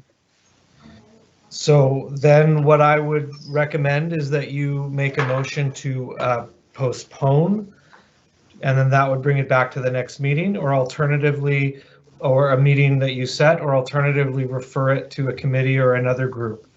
Tabling would not, tabling is slightly different. It would just take it off the table for the evening, and then it wouldn't come back. So it'd be one of the two, and from a process perspective, it would be appropriate for the chair to contemplate that motion during when you've been recognized by the chair, which sounds like you've been recognized now. So then may I proceed with a motion to postpone? The only caution that I would say is I believe the chair may have recognized the amender prior to recognizing you, so it wouldn't be a point of order that would get you to that place. It would be when the chair recognizes you, then you can make your motion. Yeah, understood. Thank you. Thank you. Okay, so we have an amendment.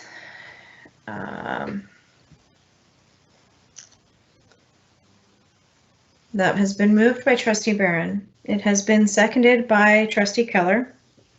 Trustee Barron, you may speak to your amendment.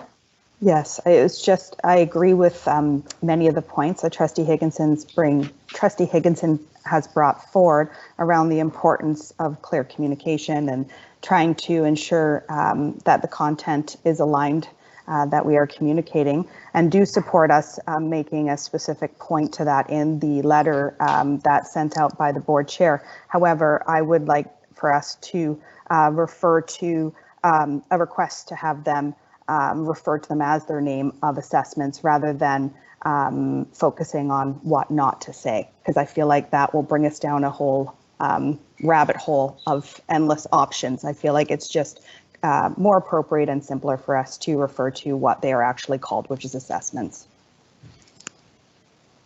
Okay. Trustee Stanley, I'm going to recognize you as a speaker.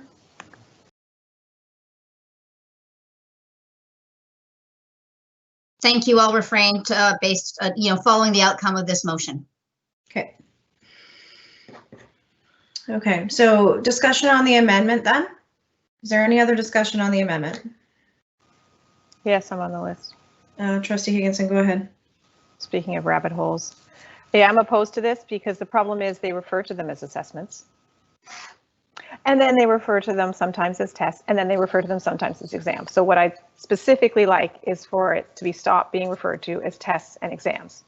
That's all, because they do refer to them as assessments by their name, and they actually call them foundational skills assessment tests.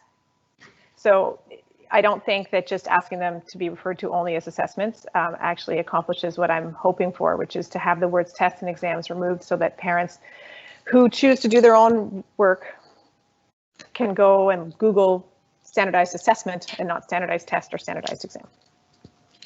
Okay. Trustee Brzovic? Now I'm a little stuck because I was completely agreeing with Trustee Barron, and I see now what Trustee Higginson is saying. I think, however, the point that Trustee Barron is making, which is important to me, is that the more positively you make a request, the more likely you are to get someone to accept your request. You know, and putting it as stop doing this, you know, stop saying this, it doesn't always get as good a response as could you in future please only do this. You know what I mean? Yeah. I'm not sure I'm articulating it correctly, and I know what I mean, but I'm getting a little punchy here. So I'm just going to shut up. Thank you, Trustee Brzovic. Trustee no, hold on. I have multiple lists going here. Trustee Stanley's next on the amendment. I'm just going to speak in opposition to both of these motions at the same time, from the same basis, which is I don't think we should be, I think we're out of line. I don't think we should be telling other people what words to use, and I don't think this is the right forum. I think that we should be having this conversation at TTLC, which I will move for a postponement after this conversation. Okay, is there any other discussion on the amendment? Seeing none, is there anyone opposed to the amendment?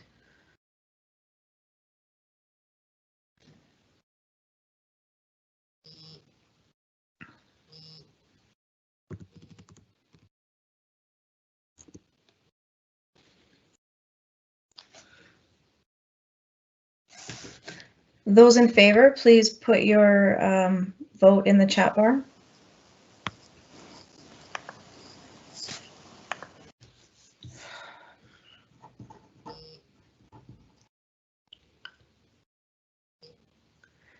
And forgive me while I write notes now.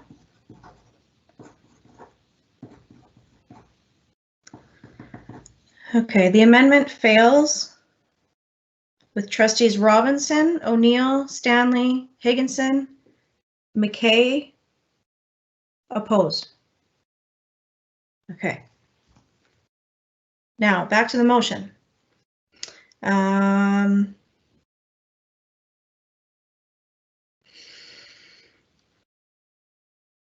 Trustee Stanley, you may speak. Sorry, that sounded terrible. That's not what I meant. No, no offense taken. Thank you, Chair. I'm going to seek some guidance on this because I am going to put forward a motion. But it is, I thought it would be a motion to refer and to TTLC. To the rescue comes Secretary Treasurer Walsh. But if it's better, as previously discussed, as a motion to postpone and then refer, you know, I'd seek guidance on that. But my intent is to move this motion, this conversation to TTLC, and then for guidance back to the board through the liaison. Okay, so I'm going to ask the Secretary Treasurer, we're in a motion at the moment. Can we entertain a motion to postpone while we're in that motion? Through Madam Chair, so if postponement would be again to refer to another meeting of the board, so or later in this meeting, referral is to a committee group with a report back instruction. So referral would be the appropriate circumstance, and you can entertain a referral motion, and it is debatable, but only with respect to not to the merits of the original motion, but the merits of the actual referral and timeline. Okay, with that advice, Trustee Stanley, are you looking for a motion to refer? I'd like to make a motion to refer this conversation to TTLC. Is there a second for that? Seconded by Trustee O'Neill. Sorry, could I get a point of order? I'm really sorry. I'm really, really sorry to all the people who are watching us doing this process stuff, but I'd like a point of order of whether a motion to the board can be referred to TTLC. We're in a motion. We're talking about referring a motion of the board, not a discussion, but a motion. So my feeling is it's more appropriate that it be referred to a committee where the board is, but it's a motion of the board. Okay, we'll allow the Secretary Treasurer a moment to review.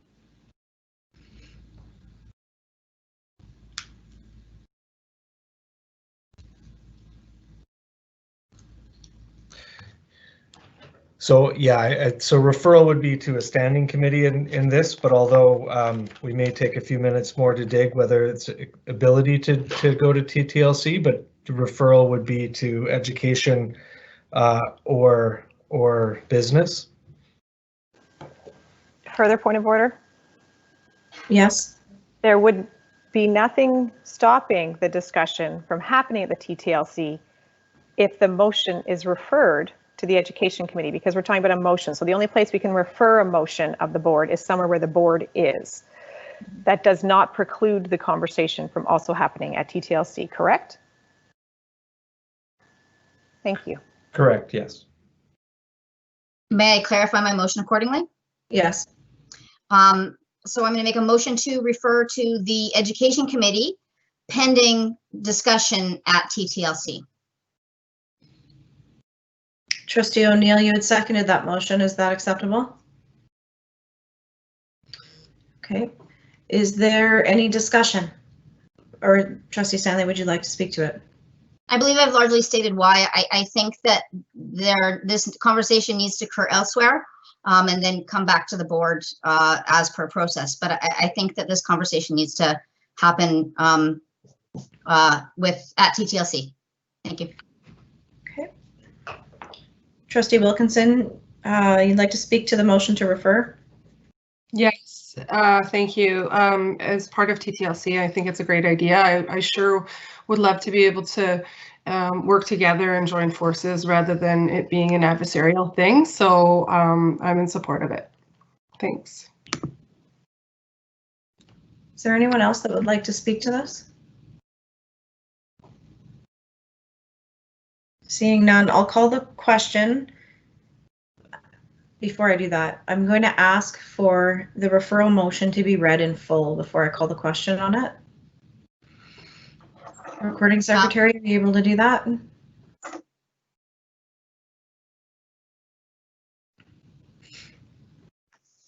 Just give her a minute. I've got to refer this matter to the Education Committee, pending discussion at TTLC. Okay. So I'll call the question on the motion referral. All those in favor, please in the chat box.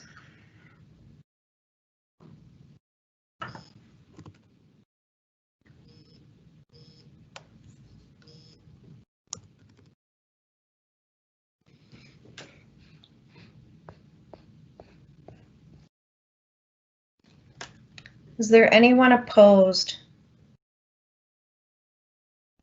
Okay, the motion carries unanimously to refer the motion to the Education Committee.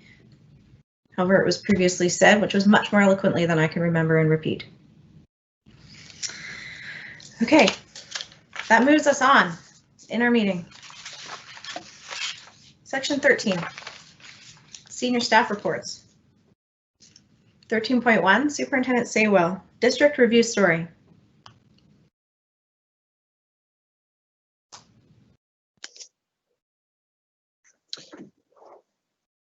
Thank you, through you, Madam Chair.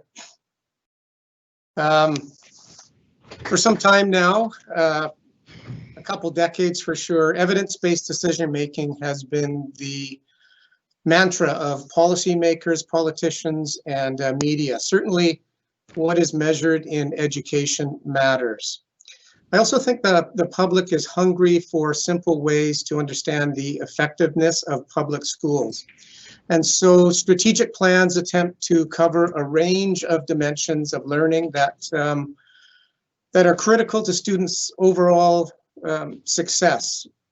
They typically include, as ours does, areas around academic achievement, physical and mental health, social emotional development, creativity and innovation, citizenship and democracy, and even school climate.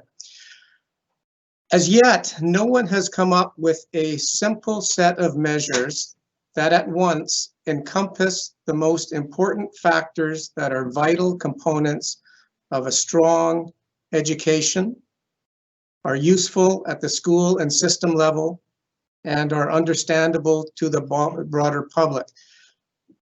However, This is what the Ministry of Education endeavors to do in their new improved framework for enhancing student learning. And so this ministerial order dictates what types of things school districts report on. And in their way, it's a suite of data sets that imply successful school districts. And so things like data from the grade 4 and 7 foundation skills assessments, grade 10 literacy and numeracy assessments, completion and graduation results, results from the student learning survey, and others, all in a 10-page document due to the Ministry of Education between June 30th and September 30th, typically each year, starting in June 2021. So what you have in front of you is a document that is meeting most of the guidelines for the framework for enhancing student learning a year before it's really due. So this is our maybe our practice at getting it right. We don't have all the data available to us yet, but we do have most of it. So I'm going to run, you've had this document for a little bit. I'm going to run through it rather quickly because we have some other people who are going to present this evening. And in an effort to save a little time, I'm going to go even more quickly. But we have Rock City Principal Mike Lundeen. We have Wellington Principal Andrea Davidson. We have our DLS team, Assistant Superintendents Don Belcombe, Laura Tate, and Director of Indigenous Learning, Ted Cadwallader, as well as heading our data department. We have HR and facilities presentations as well. So I'm imploring all of those folks, because we're running a little bit behind time, to go through their presentations quite quickly to give the board a chance for some questions at the end.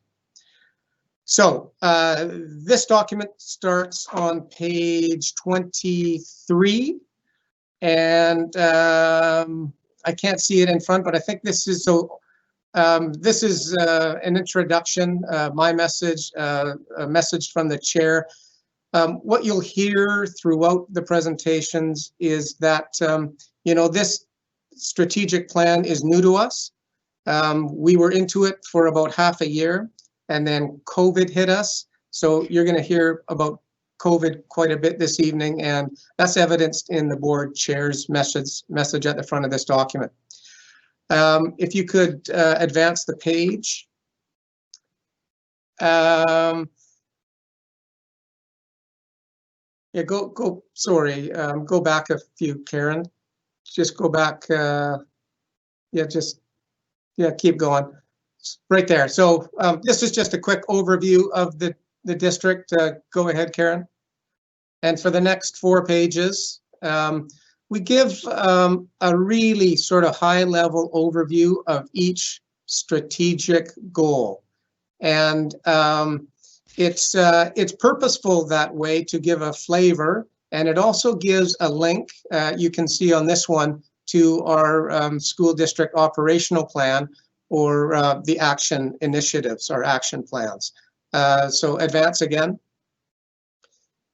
Yeah, keep going. So yeah, so, and then it gets into some of the data. Is it possible to scroll or make this page a little smaller, Karen? Yeah, maybe just, yeah, make it smaller. And yeah, that's perfect, because I'll just overview all of it. This page speaks to elements that are required in this document around the student learning survey. You see on the right there, percentage of Indigenous students, or number of Indigenous students. We're about 18% in the district. The province is about 10%. And then on the bottom of the page, there's a requirement to report on a number of student learning survey questions and how we answered them in grades 4, 7, and 10. Go ahead. This page is dedicated to our FSA assessments, and we've talked enough this evening about FSA. You've had this document for a bit, and perhaps later you have some questions. Go ahead, Karen.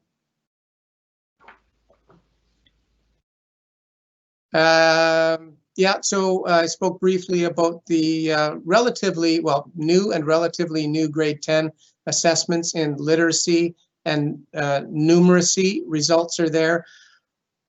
Our 5-year completion rate in comparison with the provincial average, as well as our 6-year resident rates. Over the last 4 years, we've crept steadily closer to the provincial average. Trustees and management, in fact, the district can feel really proud about that. I'll say this, in fact, that well, you know, I authored this report. I take no credit in this success. I'm not responsible for the numbers, right? I'm responsible for the people, responsible for the numbers. So the credit goes to teachers and EAs and bus drivers and people in the facilities department. So we are trending upwards, and that's good news. Of course, our Indigenous student rates are at par. None of this information is new. But what it does is provides us, again, at the end of the year or the beginning of the new year when it's required to reflect on some of these things, some of these reports that come to us at different times during the year. Go ahead, Karen. These are our grade to grade transition rates and some information about our transitions to Canadian post-secondary institutions. Given the first year out of high school and the second year for those students out and the third year. You can see 2015, 2016, 46% of our students went on to a post-secondary institution, and then 11% after that and 4% after that in the following year. Go ahead, Karen. And that's it. So that is our document that represents the Framework for Enhancing Student Learning report. Of course, that framework involves myriad of, it includes a strategic plan. It includes community involvement, where trustees survey the community to see if we're getting it right, to see if our strategic direction should change. It relates to our operational plans, which I'm going to have the Department of Learning Services talk about a little bit, which relates to our school plans. With that, I'll ask the principal of the Rock City Tigers, Mr. Mike Lundeen, to share about his school plan and his school report as well. Thanks, Mr. Lundeen. Yeah, you bet. Great. Thank you so much for having me. Really just a quick snapshot of our school and our community and what we're all about. Very, very proud to tell you a little bit about our kids. Enrolled at roughly 355. We have 13 in the transition program right now. I won't read that whole screen to you. I'm sure you can see we are a focused school, focusing of course on literacy, and we'll get to that in a minute when we talk about our school goal and our plan.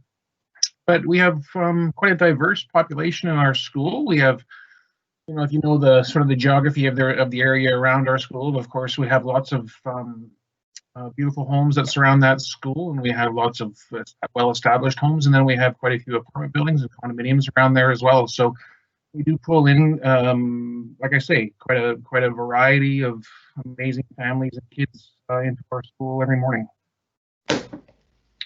We do feed lunch and breakfast to about 20 kids a day, and that of course goes up and down. So when I first arrived at Rock City, there was a much more robust goal in place. I will be honest with you, it read quite long, and that the data would be used extensively to make decisions around our kids' reading, and that's fair for a focus school. Absolutely, that is the intent. However, when I arrived, I did find that that focus on that data was perhaps starting to take away a little bit from just kids loving to read. And our upper intermediate kids were feeling as though they were being left out a little bit, because focus schools do focus mainly on primary and reading levels and their abilities there. So our upper intermediate and mid-range intermediate classes really wanted to be included in that goal. So we changed it to quite basically and simply to increase student reading skills at all grade levels. And the upper intermediate teachers, the grade 6s and 7s, really wanted us to include some language in that goal around, could we just please, Mike, put something in there around getting kids to love reading again. And again, I think that just falls into that PLC piece. So when the upper intermediate teachers go ahead and meet in their small groups and their collaborative teams, they can focus on that. But I think that this really simple goal of just increasing reading skills at all grade levels, teachers are able to go out and focus on their own specific, micro goals on their own. Thanks, Karen. So I did want to show you a few numbers. This is just from this month. These numbers look kind of scary. I get that. These are grade 2, 3, and 4 reading levels at Rock City. But I do want to point out a couple of things. These numbers, I'm told by my literacy coordinator and by my student support teachers, that these numbers are not reflective of how close our kids are to meeting grade level expectations. So we're going to be really exact with our numbers, and we're going to say that 89, if you look at that one big number there, 89% of grade 3 kids in that class were reading below grade level or below grade level expectations. They assure me that those kids are so close and that they're going to get there. So if you look then at grade 4, that jump, right, is that only 2% are reading below grade level expectations, right? So that change is just so inspiring to us that we're moving in a really nice trend there. We have to remember too with these numbers, because they were just taken here in October, we talk about that learning gap, right? That kids really haven't been maybe reading as much. They've been out with their families for walks with the dogs, or they've been out doing things. Let's be honest, sometimes we're not quite sure what they're doing with their time, but maybe they're not reading and they're not spending time in our school library. And even in September, they weren't spending time in our school library. They were spending time with the librarian coming to the been their main focus over the past few months, and we need to get back there. So these numbers I wanted you to see, certainly, but I don't know if, I don't think they're as scary as they look. More importantly than the data is my next slide, because it is what makes Rock City such an amazing place to be. When I first arrived there, I wanted to make sure that this group of teachers, professionals, amazing people felt like a team.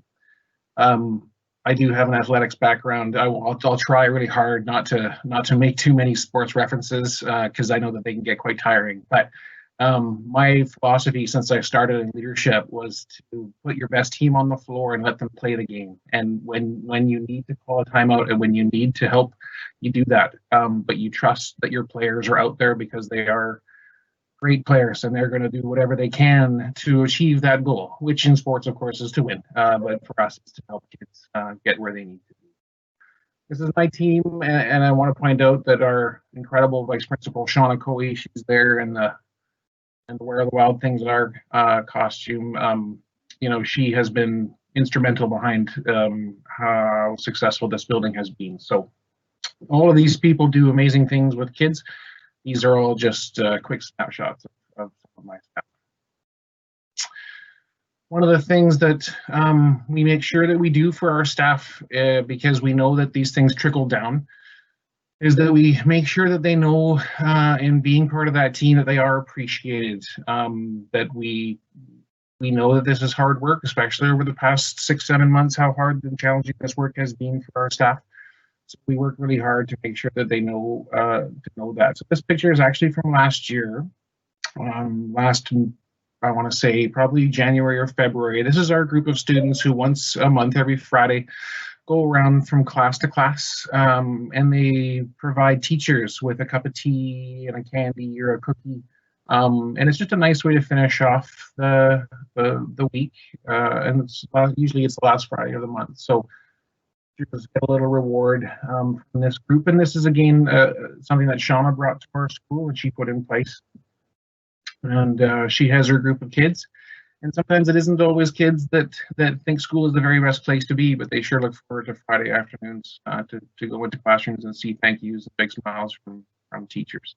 When teachers feel appreciated, when they know that what they're doing is great for kids, that trickles down to kids, and kids smile like you see here in this picture for sure.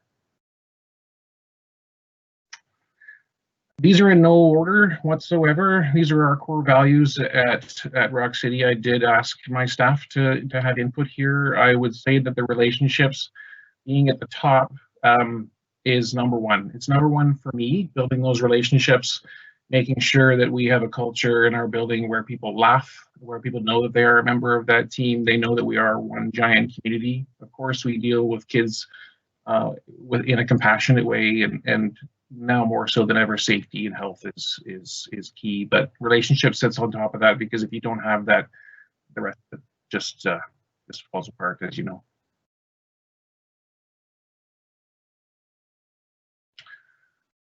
So I did want to point out that in a time when community building has changed for us, you know, I've always built community by getting out there and coaching kids.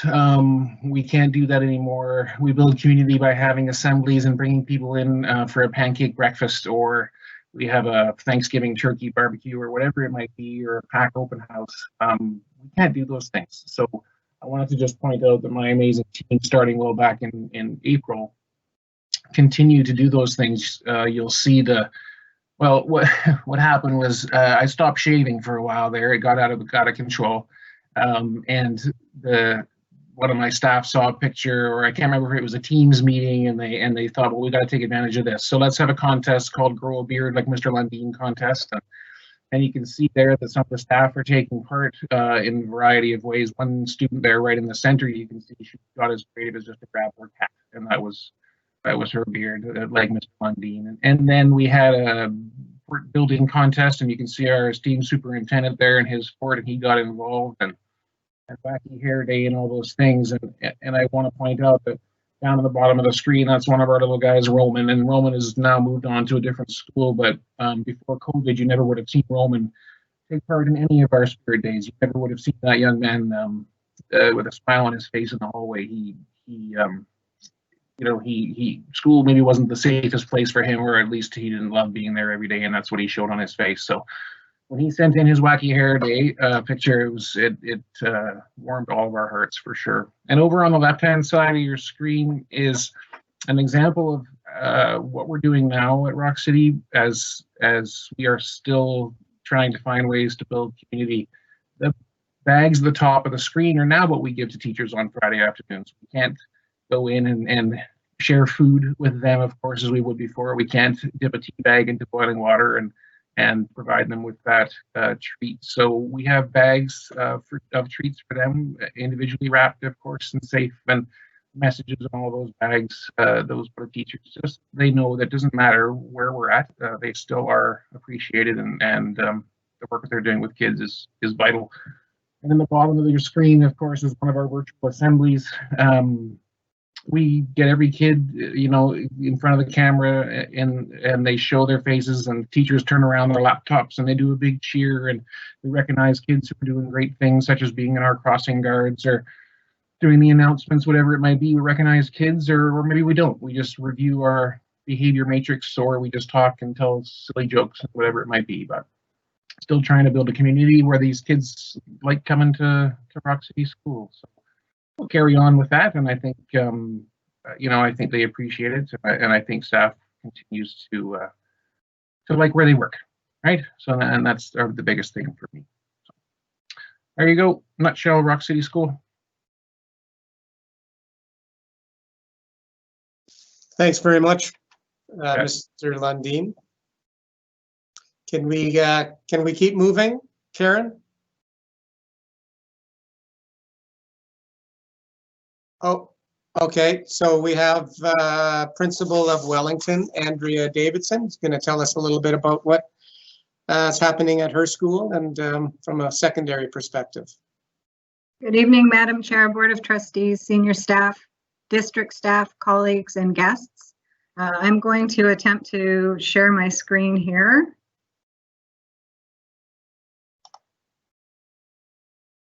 Are you able to see the Wellington Secondary School slide? Yes. Okay, good. So it gives me great joy to share the good work at Wellington over the course of the last school year. I want to express my deepest gratitude and respect for our teaching and support staff, those who approach their work first with their hearts, and this shines through in the way they interact with students and the way they plan for a diverse range of learners.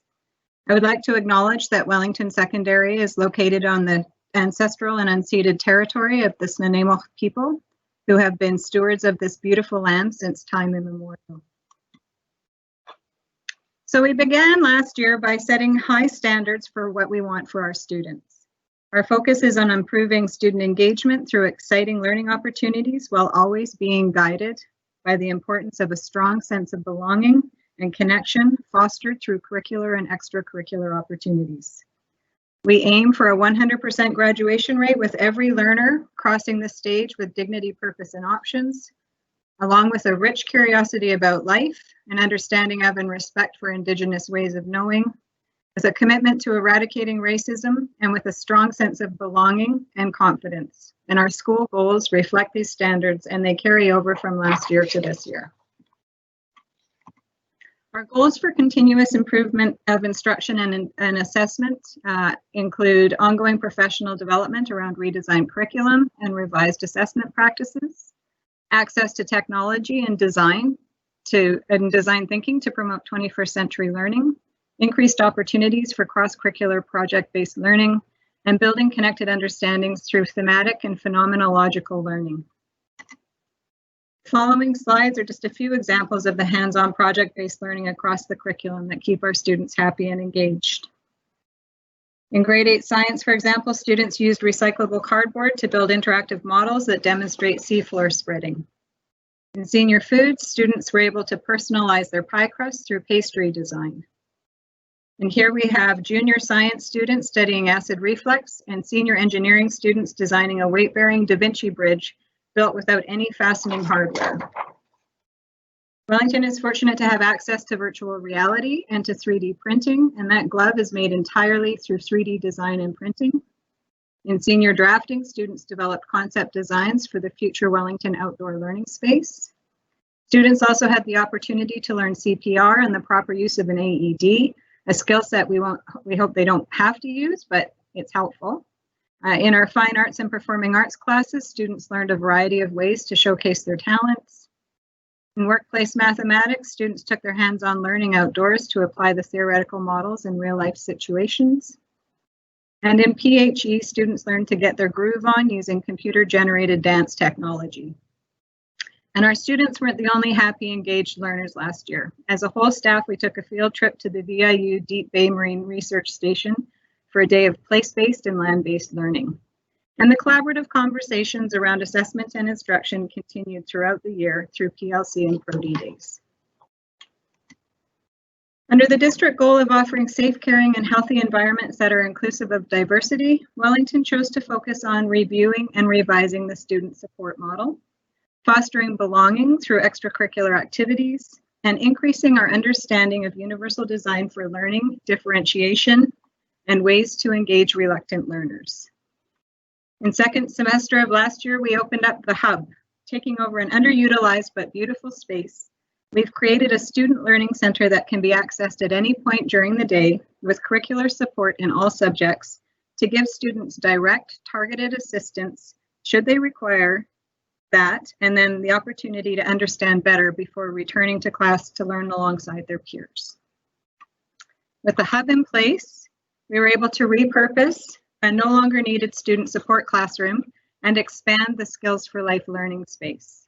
In fact, the space is now being utilized as it was intended in design, with a flexible learning space that promotes inclusion while honoring individualized education programs. As a whole staff, we continue to explore and improve ways to differentiate learning activities to meet the educational needs of a diverse range of learners. This slide shows an example of an adapted assignment for a student who struggles with written output, but is able to demonstrate understanding and articulate the concept she is learning through a differentiated pedagogical approach. I'll give you a minute to look at that one. It's pretty cool. Another area of real strength at Wellington is the number of teams and clubs that run to make sure kids are connected through a wide variety of extracurricular activities. Our athletics department in a normal year would run as many teams as needed based on student interest. And our staff sponsor a large number of clubs where students can connect with their interests and with peers who share those same interests. And we have traditions at Wellington that foster a strong sense of community. We have our annual Terry Fox Run. We have Wellington Super Bowl tournament when we invite our family of elementary schools to come and experience some of the high school vibe. Teachers also do things like Pie Day, reindeer games, and Elf on a Shelf. We ran our first Unplug and Play family event last year with future hopes to make it an annual event. And we were also set to run Northern Games, but we were shut down by COVID the day we were supposed to begin.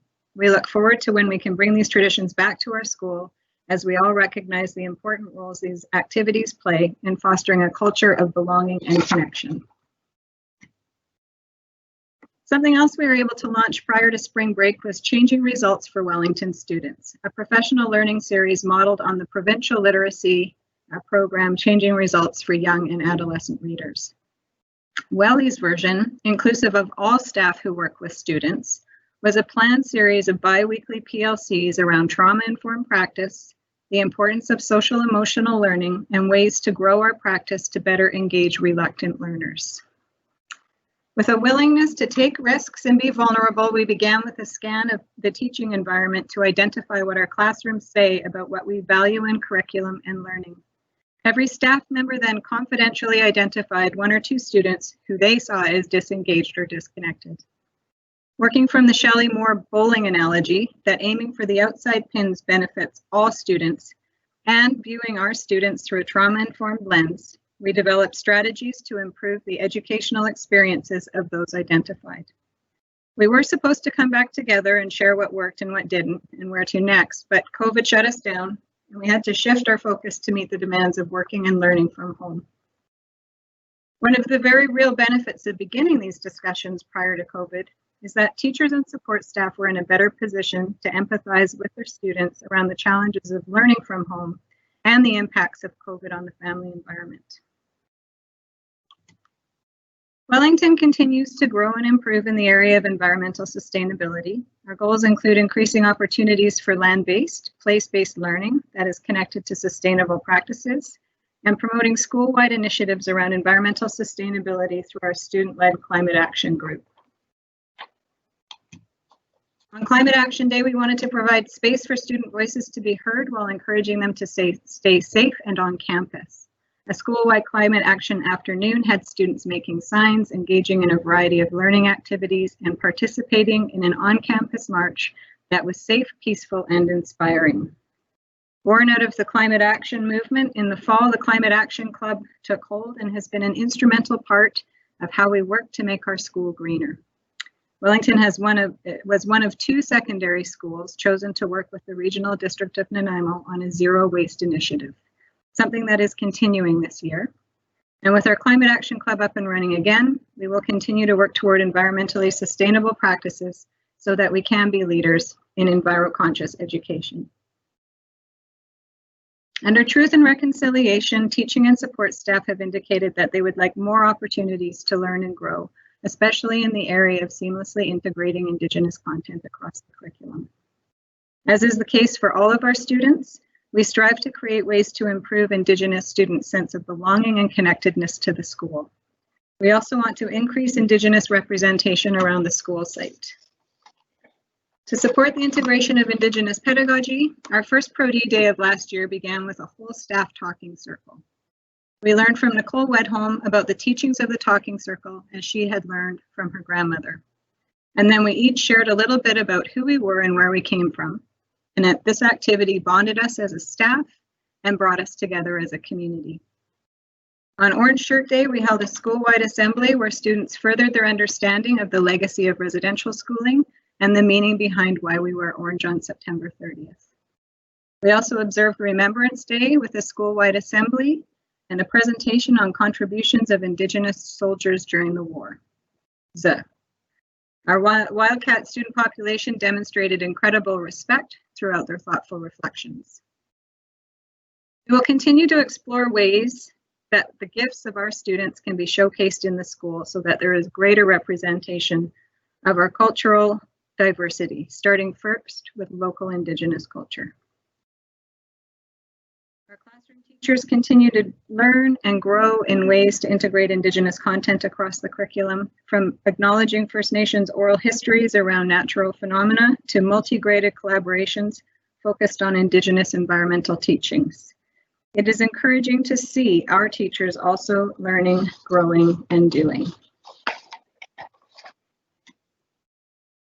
And with another underutilized and beautiful space ready for use, we moved the Aboriginal Success Room out of a small, cramped space and into a space with floor-to-ceiling windows and room to run classes while continuing to provide access and support. We are proud of the good work that happened last year, despite the interruption to our world. Our graduation rates, although not 100%, are impressive. Based on preliminary information, we sit at about 88% for our 5-year graduation rate, with personalized plans in place for a dozen students to complete their requirements in a 6th year. We are anticipating a 90 to 95% graduation rate once these plans are complete. We also have an 85% graduation rate earned by our Indigenous student population, with 6-year plans in place for 3 students who have some graduation requirements left to complete, and we are anticipating a 95 to a 100% graduation rate if the students follow through with their individualized plans. And graduation is only one measure of success. Because success is a journey, it's not a destination. It's felt in the heart, and it is embedded in belonging. Wellington staff is dedicated to making sure our school is a safe, supportive, inclusive, and engaging learning environment, a compassionate learning community, because we know that students can accomplish anything when they know they are in a place of care. So Hajka for the opportunity to share some of Wellington's story tonight. Now I have to figure out how to get out of here. Hajka, Andrea, what a fantastic presentation and a great example of how the broad strokes of our strategic plan are realized in the school plan. So Hajka, thank you so much for that presentation. Thank you. I think with that, we're moving on to learning services quickly, and I think we have Laura Tate ready to go. Hang on. Can I just say one thing? I'm sorry. Hold on, the chair's going to speak. Sorry, one sec. They made me cry. Here, I but feel I like can't that's really see anybody. important for them to see. So I think it's really important. Yeah. I know that we're moving quickly. Somebody's not muted. I need you to mute. That's right. We're moving quite quickly, and I appreciate the effort by the team to do that. And so I'm not going to dive into a lot of comments and a lot of questions by trustees at this point in time. But before we go any further, I do specifically want to thank Mike and Andrea for what you've presented here this evening. It's quite astounding, to be honest with you, when you frame it in the way that you framed it and shared it with us tonight. You've really brought us back to what we should be talking about, and it's our student success. And I just really want to raise my hands to you, and I know I do that on behalf of the entire board, as you might be able to see. But this is just, it's incredible, and we're really, really grateful. With that, I'm going to ask trustees to hold their comments and questions until the conclusion of the presentation from related to the district review story. But I didn't want any principals trying to jet out on us and without giving that thanks on behalf of the board. Go ahead, Superintendent.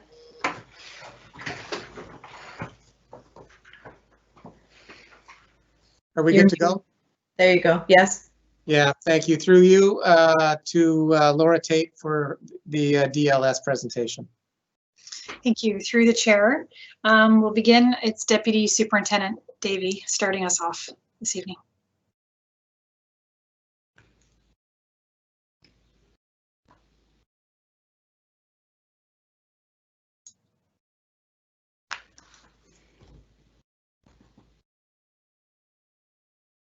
Maybe. Mr. Davey? You're on mute, Mr. Davey.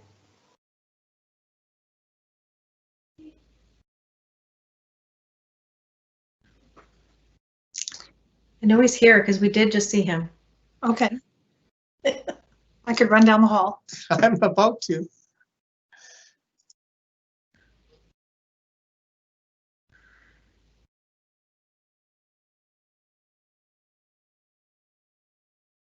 All right. Excellent, thank you. Sorry. My apologies, I had a great introduction there for you, and I've been talking to myself. So as has been pointed out, Madam Chair, it's a pleasure for us to be able to share with you on behalf of the Department of Learning Services here this evening. I did point out, as the superintendent had mentioned, that Assistant Superintendent Tate, Assistant Superintendent Belcom, and Director of Instruction for Indigenous Learning and Student Data, Mr. Cadwallader, are going to be sharing with you this evening. We are going to be keeping this short, so I'm going to really cut back on any of the comments and presentation that I was going to make this evening. But I do want to express, as you and the superintendent have already done, my gratitude and thanks and heartfelt appreciation for the presentations that came forward. I have to express it's so nice to be able to bring this back in terms of conversation to the reason that we are here, and that's for our students and staff and supporting the great work that's happening in schools. And it's nice to see two examples of the great work that's happening across our district. So thank you. First of all, what we're going to be presenting is just an overview of some of the connections that are taking place between the goals of the board's strategic plan and the current superintendent's operational plan. And we are, as has been mentioned by the superintendent, moving ourselves into the language and the framework that's presented for enhancing student learning. So that is the direction that we'll be taking you this evening. So I want to recognize again that our presentation is taking place on the traditional territories of the Snamos, Snawis, and Stimins First Nations, and we are always ever grateful for the beautiful lands that we live on and work and play.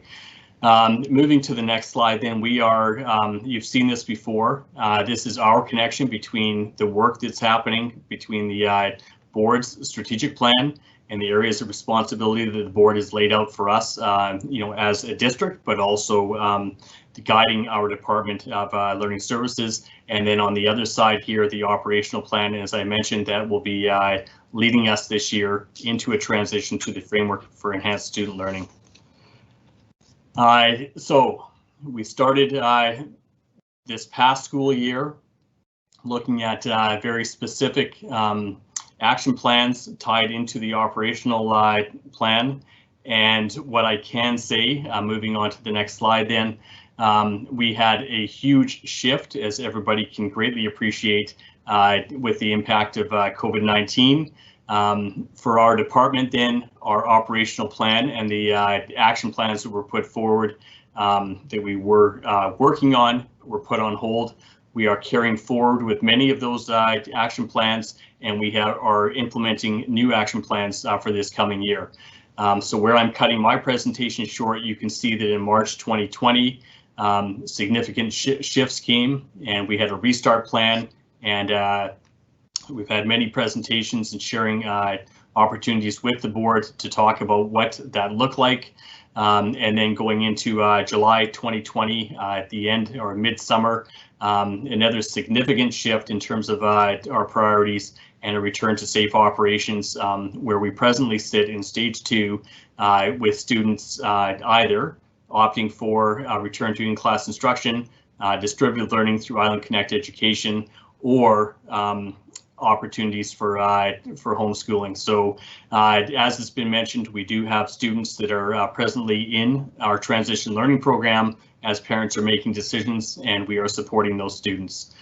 So as I noted, I'm going to cut my comments short here because I think it's important that we move forward with the next phases of our presentation here. You've seen this slide before as well, and this encompasses the work that we do that ties back to the 4 goals of the school district and the supporting values that move along the side there. So I'll thank you for that, and I'm pleased to be able to turn our presentation over to Assistant Superintendent Tate. Thank you. Thank you. Thank you, Deputy Superintendent. So as the deputies mentioned, we are going to now, the team is going to share a little bit about what the future holds for us with regards to the board's strategic plan. So starting with continuous improvement of instruction and assessment, overarchingly in this goal, we are continuing to focus on inclusion, literacy. Assessment is ever apparent, and something newer to us as a major focus area will be numeracy. So I'm going to give you just a couple of examples and dive a little deeper around numeracy and inclusion. So numeracy, FSA data and grade 10 numeracy assessments, as well as conversations with schools, school visits, sort of the word on the street. We, as our team, we do try to stay connected to what's happening in schools and classrooms as much as possible. So through these, through this data, these conversations, it's become apparent that the focus that we've had, for example, on literacy, we need to shift that a bit and include numeracy in our practices. And the revised curriculum has confirmed for us a huge pedagogical shift in the way that we teach math and the way that we teach numeracy. So our job then will be spending time with teachers to move teaching practices to a deeper understanding of number sense and conceptual understandings, etc. And so our job is to make sure that we support teachers, etc., principals, vice principals, educators around this new way of thinking and teaching math, so that students will not only be able to, do the questions, but they'll also understand what they're doing and why they're doing it. So to that end, we have a new early numeracy sense assessment that's just rolling out now, along with supports to use this new tool. You've heard us talk about the Island Numeracy Assessment. That's alive and well, and we're using it more right now in these first few years as a teaching mechanism as we try to get up to speed around the new math pedagogy.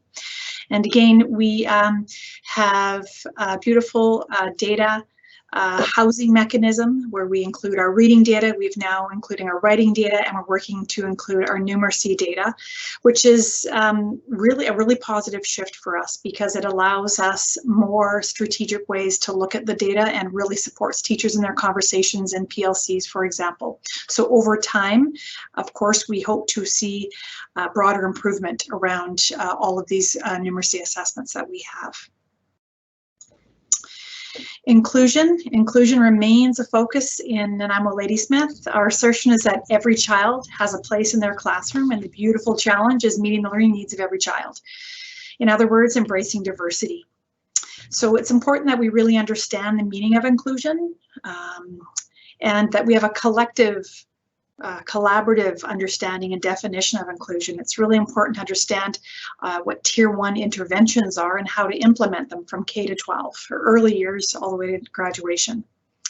So continuing from last year, we have a multitude of professional learning opportunities that will include classroom teachers and principals, vice principals, student support teachers, etc.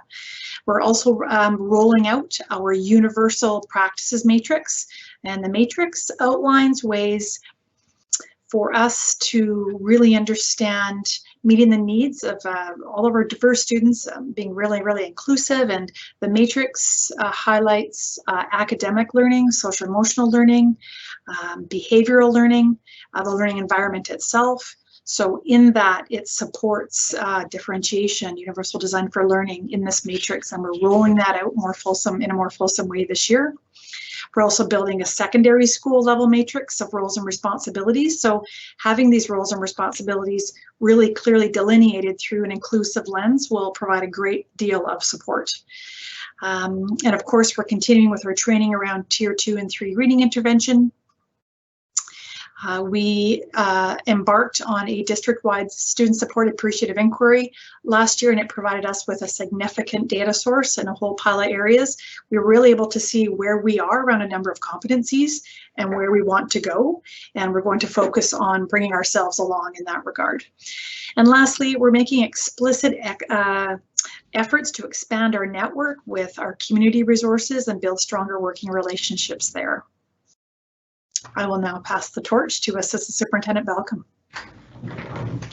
Thank you very much. I'm going to spend an abbreviated amount of time here talking about our safe, caring, and healthy learning and working environments that are inclusive of the diversity of our entire school community. So this is a very large goal that is being addressed in all different aspects of the district and departments. And the goal during a pandemic is being viewed through a compassionate learning community lens. So we know that, as the deputy mentioned right off the top, there's been a lot of shifts and changes that schools have had to respond to and families have had to respond to during a pandemic, and the compassionate learning community lens is important. I was prepared to spend about 45 minutes on this one picture alone, talking about all the different ways that this activity involves inclusion and cooperation and communication. But I'll leave that for another time. So we'll move on to the next slide. Two areas that I'd like to talk to you about briefly around this goal are children, youth, and care, and then our SOGI and anti-racism work. So children and youth in care is a very significant area of focus across the province, and our school district graduation rates for children in care are improving, but they're well below the rates of children who are not in care. And so we have a partnership with Kwame Lalem, who care for our children in care and our Indigenous students and children in care. And we're focusing strongly on ensuring that we have regular meetings with them to ensure that there aren't any students who are in care or have been in care who are slipping through the cracks. And so schools are identifying mentorship for a key mentor for each student who has been in care or is currently a child in care. And it's important that we come up with some protocols around supporting these students so that we have targeted interventions to address those students as they work towards graduation. On our next slide, there's been a lot of work throughout the district on SOGI and anti-racism initiatives. In 2020, 2021, this year, this was the first year that we've had a SOGI group at each and all of our secondary school sites. So some years, some schools have had very well established programs and clubs and supports that have been running for year after year. Others are just getting off the ground and will have held their very first meeting just this last week. So we're super excited that all schools have addressed this, and any student who would like to participate in a SOGI support group has somebody at their school who can connect them. And our SOGI support teachers or sponsor teachers meet once a month. They meet virtually to problem solve and troubleshoot things, everything from access to gender neutral washrooms to opportunities for professional learning and students to engage in activities here and around the province. We've also done a district scan and determined that we do not currently have anti-racism or cultural safety networks and supports in place at each of our schools. And so that was one of the things when the board puts a goal around diversity and inclusion, the system responds by just asking that question, are we addressing that at all of our schools? And the answer is no. There are some great supports in place and there's interest in doing it, but the next step is to ensure that there's a network that's being built around cultural safety and anti-racism. And I'm going to turn the next section over to Director Cadwallader. Thank you, Assistant Superintendent Balcom. Truth and reconciliation, like all of our goals, touch each other. They end together, as you saw in one of the graphics that came up earlier. I was so pleased to see that you could see firsthand some of the things that were happening in our schools around this particular goal. We focused our goal strategies around two pieces. One, raising awareness for our staff across the district of Indigenous topics, and focusing on Halkali'tnam language. If you can have a quick look at that graphic there, that's the graphic that we use as part of our CES policy framework, and underpinning the work that we're trying to do around truth and reconciliation. It's based on land, language, and culture. So you saw some of those things trickle out into the presentations that were done by Rock City and Wellington, of having students outside reconnecting with that land, focusing on integrating the Indigenous content and culture into classrooms and into the activities that students do. Our goal is to create that environment. We've posted call to action 57 up there just so that you could read it. I'll expand upon that in the next slide as we flip to it. So we're looking around professional development for our staff. Last year we started that with hiring of our Stephanie. Partway through, got interrupted by COVID, so switched to an online environment. We had things going on at schools around for students around what constitutes culture around Indigenous learning. We had things, you can see the graphic in the middle there from Ladysmith Secondary School. As we switched to an online environment, we had Singing with Siyayatsus that has continued into this year. And this year we started with Talking with Siyayatsus. Last year, our awareness training had expanded broader than our school district. We'd invited teachers and staff from across the other districts to join us in early March in a land-based learning conference. At that same time, our trustees had hosted the Vancouver Island School Trustees gathering at Quam Quam, where we talked a little bit about what was going on with our CES policy framework implementation. And also in that same week, we also had the Island Leadership Consortium come together. And there was a great focus there around bringing Indigenous content into leadership and how do we respond to the United Nations Declaration on the Rights of Indigenous People in school district leadership positions. The next part I wanted to talk to you about is very close to my heart. It's around the Halkali'tnam language learning. When we started focusing around CES and implementation, we recognized the vital importance that the Halkali'tnam language plays in our ability to create a healthy environment for all of our students across the district.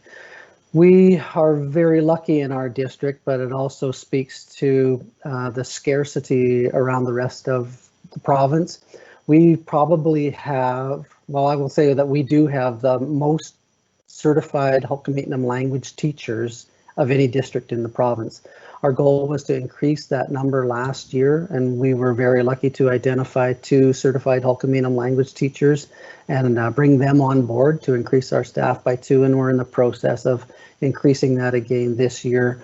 There are, I've said this before and I haven't had any data to back it up, but except my own experience, there are probably less than 10 certified Halkali'tnam language teachers on the planet of a population of over 7 billion people, and 6 of them currently work in our school district. So I was very pleased about that. Another thing that we embarked upon was increasing the resources that they have at hand to do their job well within our schools. And so we last year had a relationship with Strong Nations Publishing and worked together so that they could produce resources for us in Halkali'tnam. And this year I want to raise my hands to the board for their approval of funding to continue the support of Halkali'tnam language.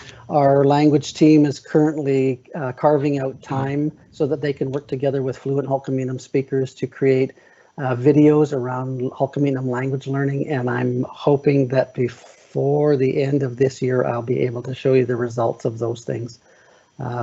As well, there's many other smaller pieces going on around supporting Halkali'tnam language and raising awareness across our school district. I would be remiss if I did not invite you all to next Tuesday's TRC speaker series, where Wendy Wickwire, one of 12 authors, is joining us on Lunch and Learns that we record and use for training purposes coming down the track, but we're also joined by people from across Canada and across British Columbia on those speaker series. And Tomorrow at 4 o'clock is Singing with CAHS. If you'd like to join us online to learn some songs from Tzamquatan, Lawrence Mitchell, and Squachalenoch, George Seymour. I'll turn it back to Assistant Superintendent Balcom to finish us off here. Thank you. Thank you very much, Director Cadwallader.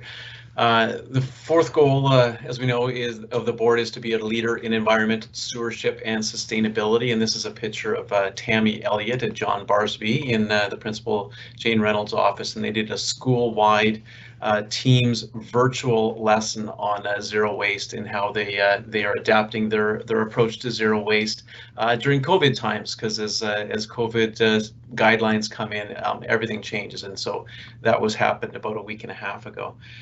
This goal was new last year, and it really has grabbed the attention of our students and our staff. There's many initiatives underway, kindergarten right through grade 12, and many questions are emerging on how to work towards this goal. So it's a newish goal for most, but it's got a lot of energy and excitement. So today, related to this goal, I'm just going to touch on two areas. One is around zero waste, and the other is around some outdoor learning opportunities. So in this zero waste, I'm going to give you a bit of an example around what's happening at the classroom level, the school level, and some of our extracurricular activities. As was mentioned in Andrea's presentation from Wellington, we have a partnership with the RDN. They've kindly sponsored us to do some learning around zero waste to help improve the knowledge within the regional district. And this year, 4 of our elementary schools, Mountain View, Uplands, Forest Park, and Seaview, and 2 of our secondary schools, Wellington and John Barsby, are participating in that project. And so you'll see in the picture there, the bottom there with those little beakers, that's a Mountain View look at those biodegradable little packing peanuts that we've all seen. And so they had an inquiry around, well, what exactly does biodegradable mean when you have those little packing peanuts? So they have those little 200 milliliter water dissolved packing peanuts that they would put one in every time to then see what it looked like. And at the end, the class decided that they didn't really like the soupy particle-laden water that resulted, and they decided as a class they didn't really want that in the environment. And so biodegradable didn't go into that column of, oh, it's good if it's biodegradable. It went into the column of, oh, I wonder how long it takes to biodegrade, and what does that mean for our environment. So they've done some explorations around the 5 R's of refuse, reduce, reuse, recycle, and rot. And they've got an outdoor worm farm in composting. So they've got lots of things on the go there, which is super exciting, as do all of our schools in that pilot project. At John Barsby, as I mentioned, they did their zero waste school-wide approach. They collected some student data on how to support their school to move to zero waste, especially with the shift to COVID time. And I mentioned the school-wide zero waste assembly that Tammy Elliott led, dressed as a banana. And at the end of the team's school-wide assembly, she did jump into the composting bin. So unfortunately, they didn't record that, so I can't share a little clip of that. Recycling and compost bins had to be moved into each of the rooms because they eat their lunches in the rooms now. So there's change in practice with the students there. They've also started a zero waste club, which is an extracurricular group, and they have a PLC inquiry group of staff that are looking into zero waste.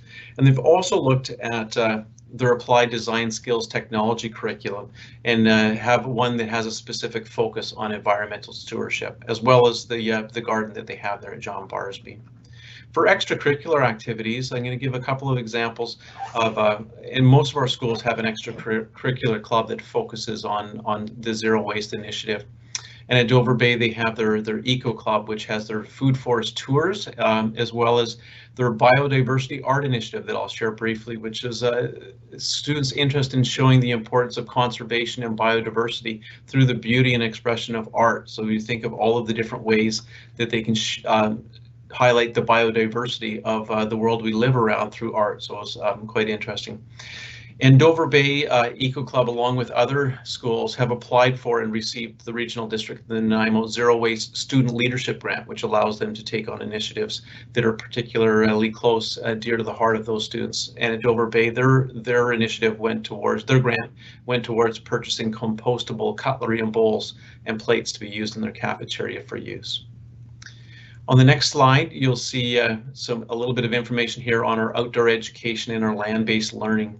And the picture there is a picture of a student at Frank J. Ney from Terry Zolof's class, where each year they pick a tree. If you've been around Frank J., they have a beautiful treed area there, and students pick a tree that throughout the year they connect with. And so this is a picture of this young boy reading this beautiful story to the tree, and what a beautiful way to get outside and learn and connect with the land. I'll mention that just in COVID times, just the shift that we've made throughout our system to extend our walking field trip zone to 4 kilometers has allowed all kinds of classes to get out a little bit further from their school site and live on the land. At the secondary level, moving to the quarter system where students and teachers are together for a full half day has also allowed them to travel further from their school site and open up opportunities for teachers and classes to get outdoors, learn more on the land. With this goal around increasing outdoor learning opportunities, there have been increased professional learning opportunities for staff. Some of them have been through our virtual Teams meetings in the Meet and Eat or Meet Less Eat, through our brain camps, but also through the Outdoor Council of Canada, which has a field leader certificate course where we've had 2 of our teachers at the secondary level participate in that, with a goal of getting more of our teachers specifically trained and certified in being able to take students into more wilderness activities.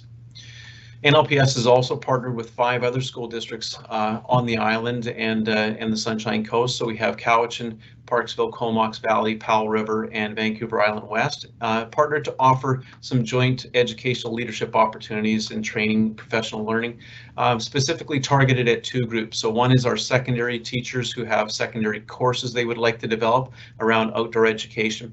But the second focus is on our elementary teachers looking for ways that they can just get out and learn more about place-based learning and have more confidence to take their students out on the land. So that's the 2 areas of our goal around environmental stewardship I wanted to speak to just briefly. And I'm going to turn it back to Deputy Davey to close us.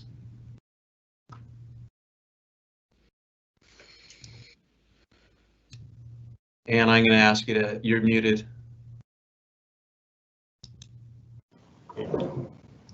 Get caught on that every time. Thank you.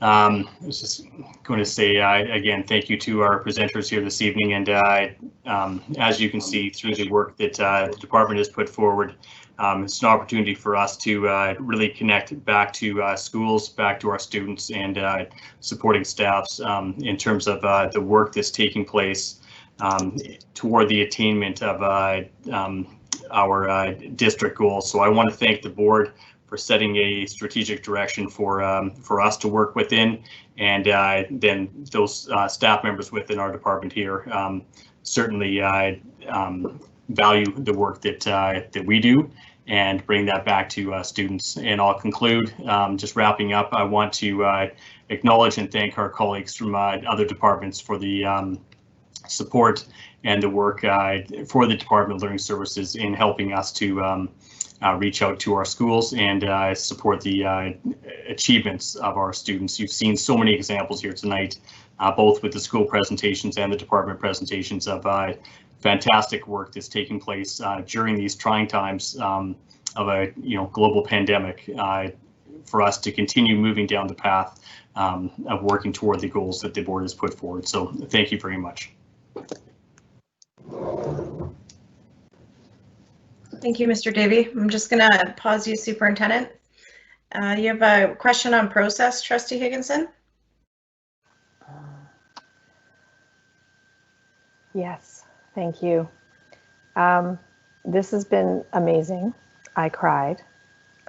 And I have 1 million questions, like 1 million. And this is the most important work that we're going to do. This is going to start our budget process. This district review story and the work that we just heard about from staff needs a lot of time. And I feel that I personally am exhausted. I have heard other trustees refer to being punchy before we even started this conversation. And I'm wondering from a process perspective if it's possible to refer our questions and further discussion on this to our education committee meeting so that we can have the really in-depth and robust conversation that is necessary. In my view, this is the most important work that we are going to do this year starts with the discussion we have out of this. And it's not out of disrespect for staff. It's in order to show them the respect that they deserve for doing this. So that's my request. And I'll make it an official motion. I request that we refer the discussion on this to the Education Committee for in-depth discussion. Sorry. There's a seconder. There's a second. Trustee Stanley has seconded the motion. You want to speak to it any further? Sorry, I went out of process there because I'm punchy. So I think I said why I totally just, I just feel this is really, really important discussion, really important discussion. Okay, I don't disagree, and that's where I was headed before you asked your question. But that's okay. Is there anybody that wants to speak against that idea? How about I phrase it that way? Seeing none, is there anyone opposed to the motion? Okay, the motion carries. This will be moved to the Education Committee. Now, I'm going to go back to where I was. Superintendent, I'll allow you to close and then I'll speak before we move forward. Thank you, through you, Madam Chair. Apparently great minds think alike, and so do the three of us. I was going to suggest that we had a couple other presentations, and that would really display our cross departmental goals and dialogue that we have, because we have other departments, of course, meeting the goals outside the Learning Services Department. My suggestion was as well that we could finish up this conversation. It turned, my apologies, but it turned into a bit of an information dump. And, you know, we didn't have time to chat or process or do anything. So I appreciate the motion. We do have Ms. Trick from HR presenting. And can we, as well as Mr. Walsh presenting for the Facilities Department. These are important presentations, and perhaps we could save those for the Education Committee as well, and then have that dialogue. Thank you. I agree. And I'm wondering, with regard to 13.2, does that tie in as well?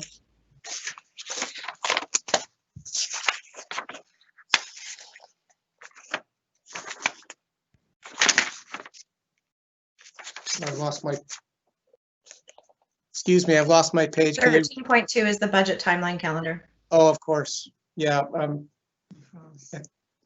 Is it possible for Mr. Walsh to speak to that briefly? Secretary Treasurer. Through you, Madam Chair, I think it would be appropriate to bring the budget calendar to the Business Committee for discussion and questions if required. Yes. Okay. Thank you. So I think what we're going to do is we're going to move, we'll move the presentations that, as suggested by Superintendent Saywell, to Education. We'll move the budget calendar to the Business Committee. And we don't need a motion on that. We can just get going on it. I think we're all in agreement, so that's fine. Before we move on to the next piece that I need to bring up, and I recognize I have 2 minutes before we have to pass a motion to extend.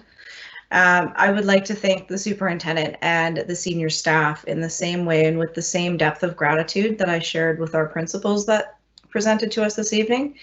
We're really grateful for this work, and it's really something else to see a strategic plan be brought to life. And I mean, we're not even all the way through it yet, but our appreciation is deep, and to see all of those connections that you have made through operationalizing our values is to be commended. And so it's with deep thanks that we'll conclude this portion of our agenda, and then we'll move on from there. I will now ask for a motion to extend the meeting by 15 minutes.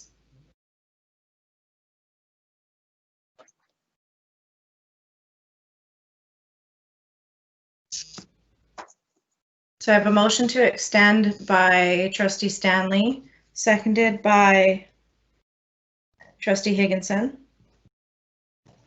One moment. Is there any objection to that? Seeing none, we'll extend to 9:15. We will be bypassing Senior Staff Report 13.2. We have no unfinished business, but we do have 15.1.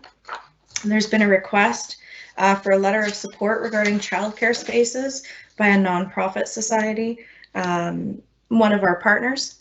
And so what I'll do is I will read the motion that's been requested of us, that the Board of Education of School District number 68, Nanaimo Ladysmith, write a letter of support to the Boys and Girls Club of Central Vancouver Island with respect to their application for childcare spaces funding.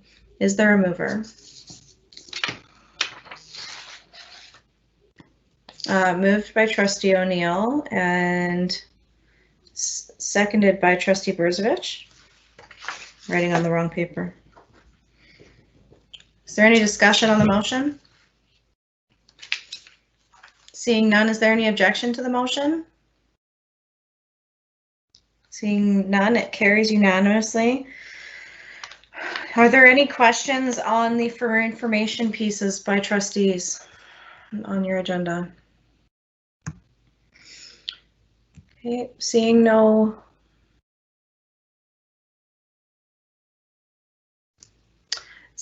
questions from our trustees, I will move on to 17, question period. We have 2 questions this evening. I'm going to answer them out of order. What does TTLC stand for? Of EduSpeak this evening. It stands for our Teacher Trustee Liaison Committee, and it's a committee where trustees and teachers are able to meet together and discuss various items. The second question was, what further action will occur as a result of item 11.2, the letter from Angela Pounds? These questions have been asked by Lisa Cordasco. Hopefully I have said your name correctly. I think given the operational matter that's contained in and the extent of the information requests that were in that letter, we would have to ask that we connect you with the superintendent after the meeting in order to be able to answer those questions. We can't speak to what further action will be taken throughout the content of that letter because it's so in depth at this point in time. But if you would like, we can take a look and post our response according to board policy, where we will review the question and post it to our website as well. So that's how we'll be handling that question for the evening. And at this point in time, 9:02, I'd like a motion to adjourn, please. It's been moved by Trustee O'Neill and seconded by Trustee Barron. I'm just picking at names at this point. I'm assuming there's no objections. Great. Thanks, everyone. It's been a long evening full of lots of thoughtful discussion and debate, as well as inspiring presentations from our staff. Thank you. Good night. Thank you, staff. Thank you, everyone. Good job, Chair. Thank you.